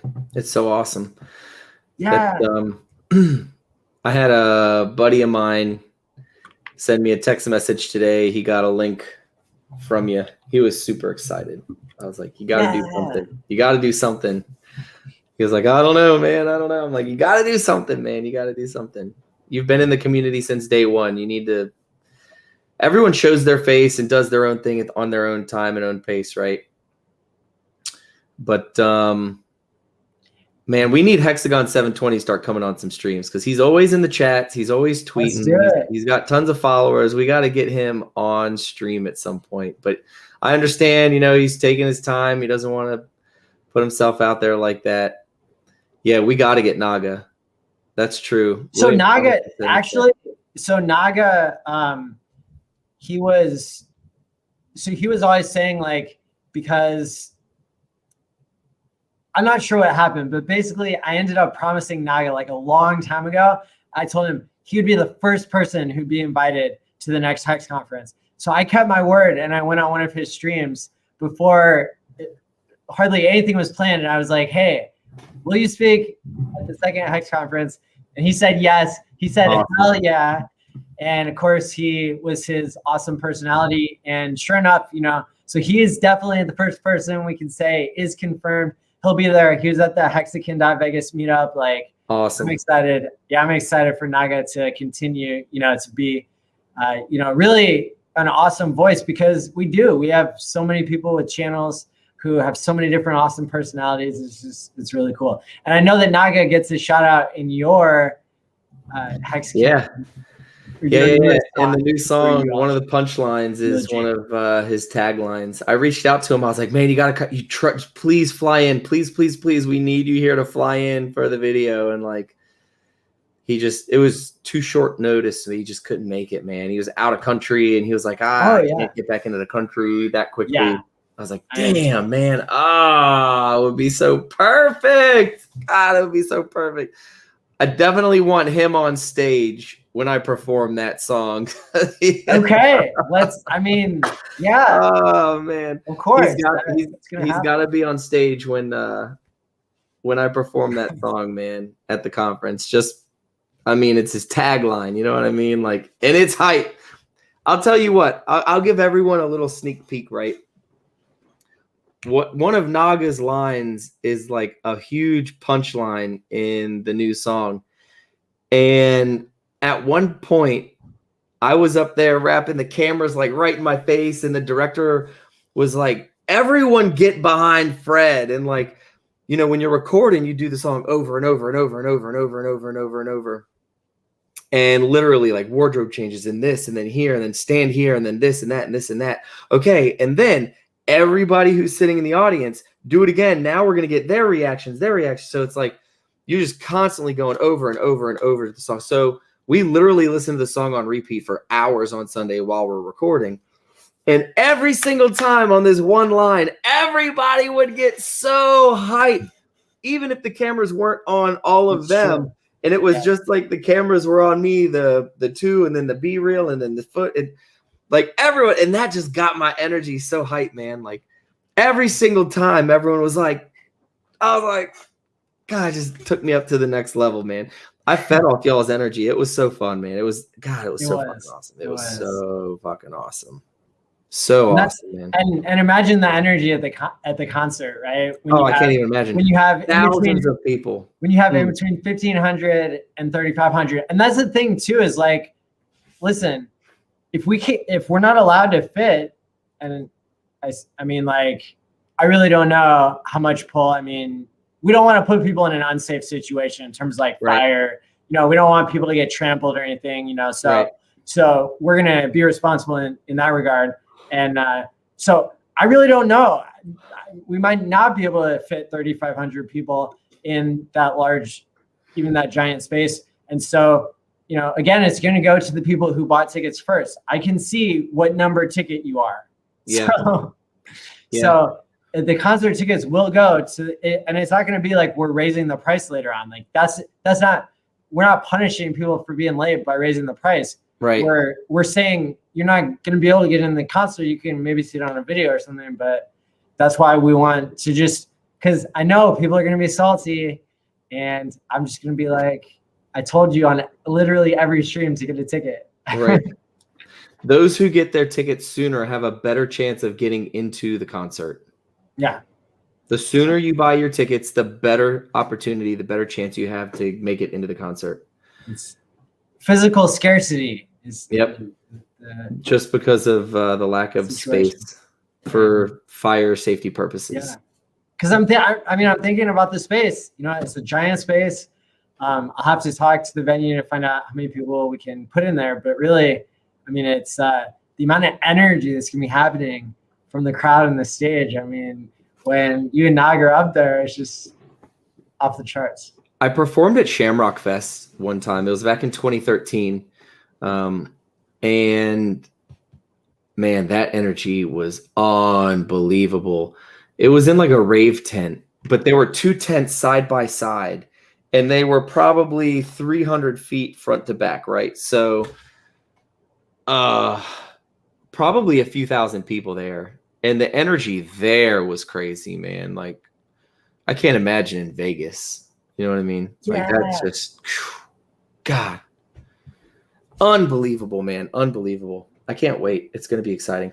Maybe see like if there's a head count or a limit for how many people are out there. So then at least we know, hey, yeah, you need to get your ticket by this time, or else you're probably not going to be able to get into the concert. Yeah. And the concert's like the end all be all, right? It's at the very end of everything. So it's like the very last event of the conference. Yes. That's dope. That is so dope. And that also helps, like, you know, it helps like the venue they can tear down, you know, the conference part of everything when we're just outside the building doing our huge concert, nightclub, like mashup. Yeah. That's going to be awesome. And is that on the 9th? That's the evening of the 9th? Yeah. Okay.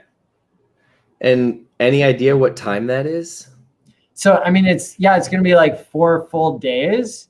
Okay. And so I would imagine we're just going to have to check with the staff to see again, like we'll probably be able to afford to pay people overtime if they stay past like 9 to 5. And that way we can have the concert, you know, like after, you know, the key, I mean, I'm assuming the keynote is going to be Richard. The whole ticket system is genius because if you buy a fundraising ticket, then we airdrop you the ticket. So we're not making any promises about what happens. Right. But you can pretty much guarantee that we're going to make it as awesome as possible. We're going to, you know, right. We're being totally transparent with the funds. We're meeting, you know, doing live streams, ask us anything every 2 weeks until the event and stuff. So like, yeah, we're going to like, you know, we're probably going to have Richard speaking and a bunch of other like probably super famous people wrapping up the conference and then going to the concert. So it's just going to be like, insane. That's dope, dude. That's so dope. I think, man, I think I want to host an after party that night. Like get a penthouse or something. Of course. Of course. Do like Big K style. Yeah. Just do like a penthouse after party for OG Hexagons. Oh yeah. Invite only. Yeah. Golden ticket invite only.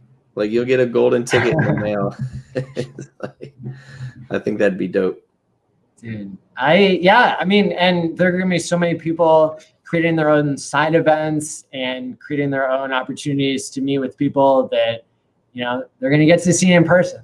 And so that's the point of the conference. The point of the conference is to cross promote the entire community, to give us the opportunity to share our ideas for making the world a better place, for understanding Hex, for being able to do what we do in our live streams and in our lives. You know, we'll have probably speakers on Sunwell syndrome, right? On interpersonal effectiveness, on understanding staking strategies, understanding the Hex code, right? Literally any questions people have in the community. I mean, that's what this is going to be for, is to help people to understand, to build community, to build connections, and to take it to the next level. So it's crazy, man. Like everyone here this weekend, even, it was like, we're building lifelong friendships. Yes. You know what I mean? It's just unbelievable. It's crazy. Yes. It's so crazy. The hey, how's it going? Inviting Freedom. I saw you just post there. Someone said right above here though, William Thomas, there are only 30 tickets left according to Eventbrite. And correct me if I'm wrong, Maddie, but that's because there's only a limited amount every week. Yes. And that every week it resets. Yes. So there's only 30 left for this week to be able to buy. And so the new tickets come out during the Quant Gang episode. And the tickets that you're buying are actually like, it's a little bit weird, but Hexagons understand. You're buying a ticket to watch Quant Gang, which is a free show.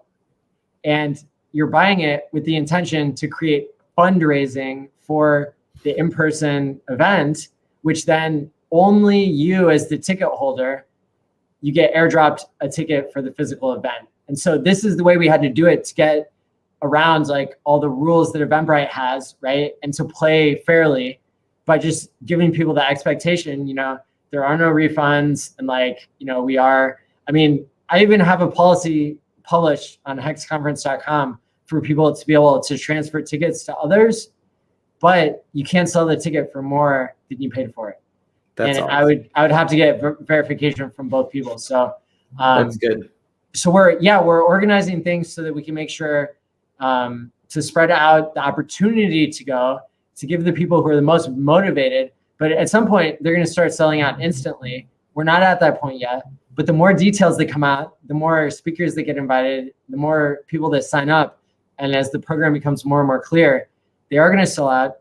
And we might have, kind of like I said before, you know, a period where we release a ton of tickets just to see if we sell out those, then we'll be able to expand to a bigger venue. And so it's really, for me, I'm going to be super happy going from a 350 person event to a 1,369 person event, right? And that'd be great. Like, you know, we've got everything lined up to do that, and we'll sell 36 tickets a week. But if we can make it a 3,690 person event, I'm going to be even more happy, right? Like that would be awesome. but we'd have to get the timing right. We'd have to get the tickets sold. So it's going to be up to the community. The event, it funds itself. We're not going into debt. We're not going to, create liabilities or anything. Like, it's all just going to be funding itself and seeing what we get. And then the year after that, it's going to be probably a whole scale bigger.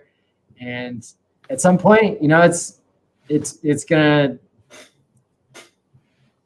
there's not going to be words, right? Because it's probably going to be an international movement that is, just as well known as Bitcoin, except it's going to be showing the receipts, making millionaires from people who put in $200, right? And just changing the world. Yeah. That's it. Are there gonna, so I know at the HEX meetup in Vegas, like people got t-shirts and lanyards. Is there anything like that? Is it just the ticket, or you get with the ticket, you get a lanyard, you get like lunch. Okay. You get, and that's for every day? Get the merch bag. Yeah, that's the plan. Okay. So interesting. So there's a merch bag, you get lunch included. Okay. So it's food, right? So that's awesome. And it's 4 full days plus a concert. So it's 8-hour days, 4 full 8-hour days plus a concert. And you get to see Yeah. all your favorite influencers and streamers. Exactly. Plus other famous people who aren't even in the HEX community as of yet. That's right. Right. So, interesting. yeah, it's going to be wild, and I'm already excited for it. It gives me lots of energy to plan this and to work with everybody and to try to cross promote, to have this be the opportunity for people to get together on stream like we're doing right now. And I know you're going to be going around talking about all the things that you're excited about on everybody's show, and the more we can do this, the better. Hell yeah. So I don't know what's going to be going on at the HEX conference, but I can almost guarantee that we will not have Peter McCormick there choking out women, right? Correct. Okay. Just checking. We do not want a recap of the Bitcoin conference. Correct. Yeah.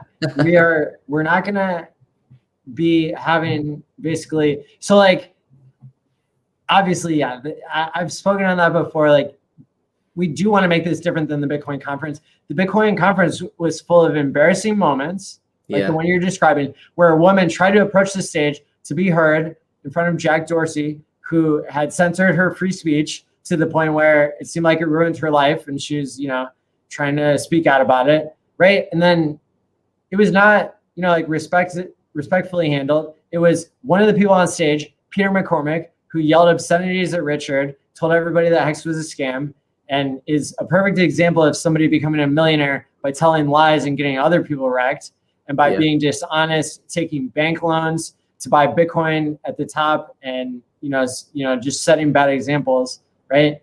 He's the one who jumped off stage and started pushing this woman away.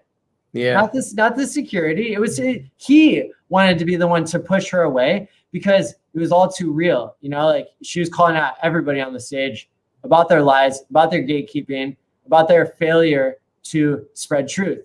And HEX is a truth engine. So of course, we're going to take that topic very seriously. That's why we want to include everybody. We want to make sure everybody is heard. We want to give people, the right platform to be able to ask questions, to be able to speak their truth, right? And to have a conference, that doesn't get interrupted at the wrong times. That's why we'll give people a chance to speak, when it's their turn. And so that's not going to be a problem. But the other thing that I really hated about the Bitcoin conference this year is that it was sponsored by leveraged exchanges, and they had infiltrated the panels. So you could tell these people weren't experts. They were just there because they paid for the advertising. It was broadcast with, for-profit, like basically gambling houses as people who are on the screen, like on-screen advertisements the entire time, sponsored by this and that, FX, whatever, trading desk or whatever, right?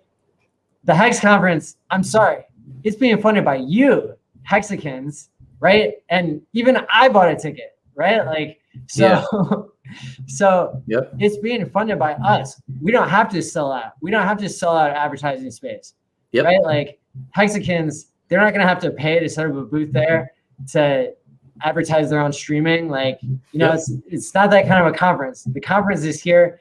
It's funding itself. It's not being bought out by people who are going to wreck you. That's the best part. Very true. Yeah, I bought tickets. I plan on giving a talk and performing. So, hell yeah. You know, it's all good, man. I'm all in. I can't wait. I can't freaking wait. It's going to be so fun.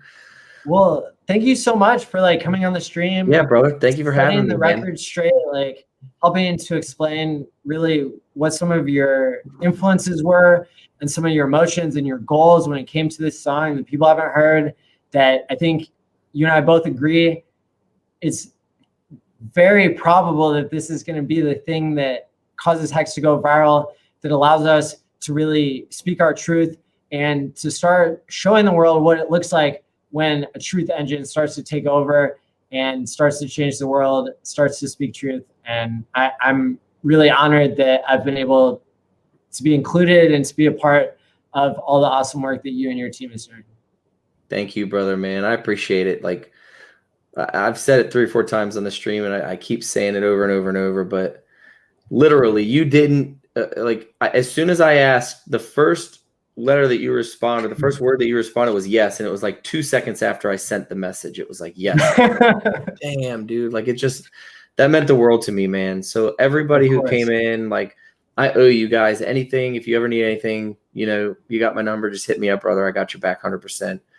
And thank you for giving me the opportunity to come on here Likewise, yeah. Start the promotion, man, and getting the word out in the community. And we got some guerrilla marketing that we're going to be doing once we drop the track. So we're going to get this out there, man. We're going to set the record straight. We're going to hold these dudes accountable and pump those bags, baby. Awesome. Well, with that being said, thanks everybody for watching. Hit the like and subscribe button. In the description below, you'll find where you can follow FreddieQuotes on YouTube and Twitter and SoundCloud. And so check it out. Get your ticket for the Hex conference. Get ready to retweet and to send messages to everybody you know in crypto and outside of crypto to be able to see the amazing FreddieQuotes Furu Eulogy music video. Eulogy. Sorry, Eulogy. There you go. Misspoke. It's all good. Furu Eulogy. There you go. That's going to be dropping in the next week or two. We can't wait. And until then, thanks again, Freddie, for being on. And stake wisely, my friends.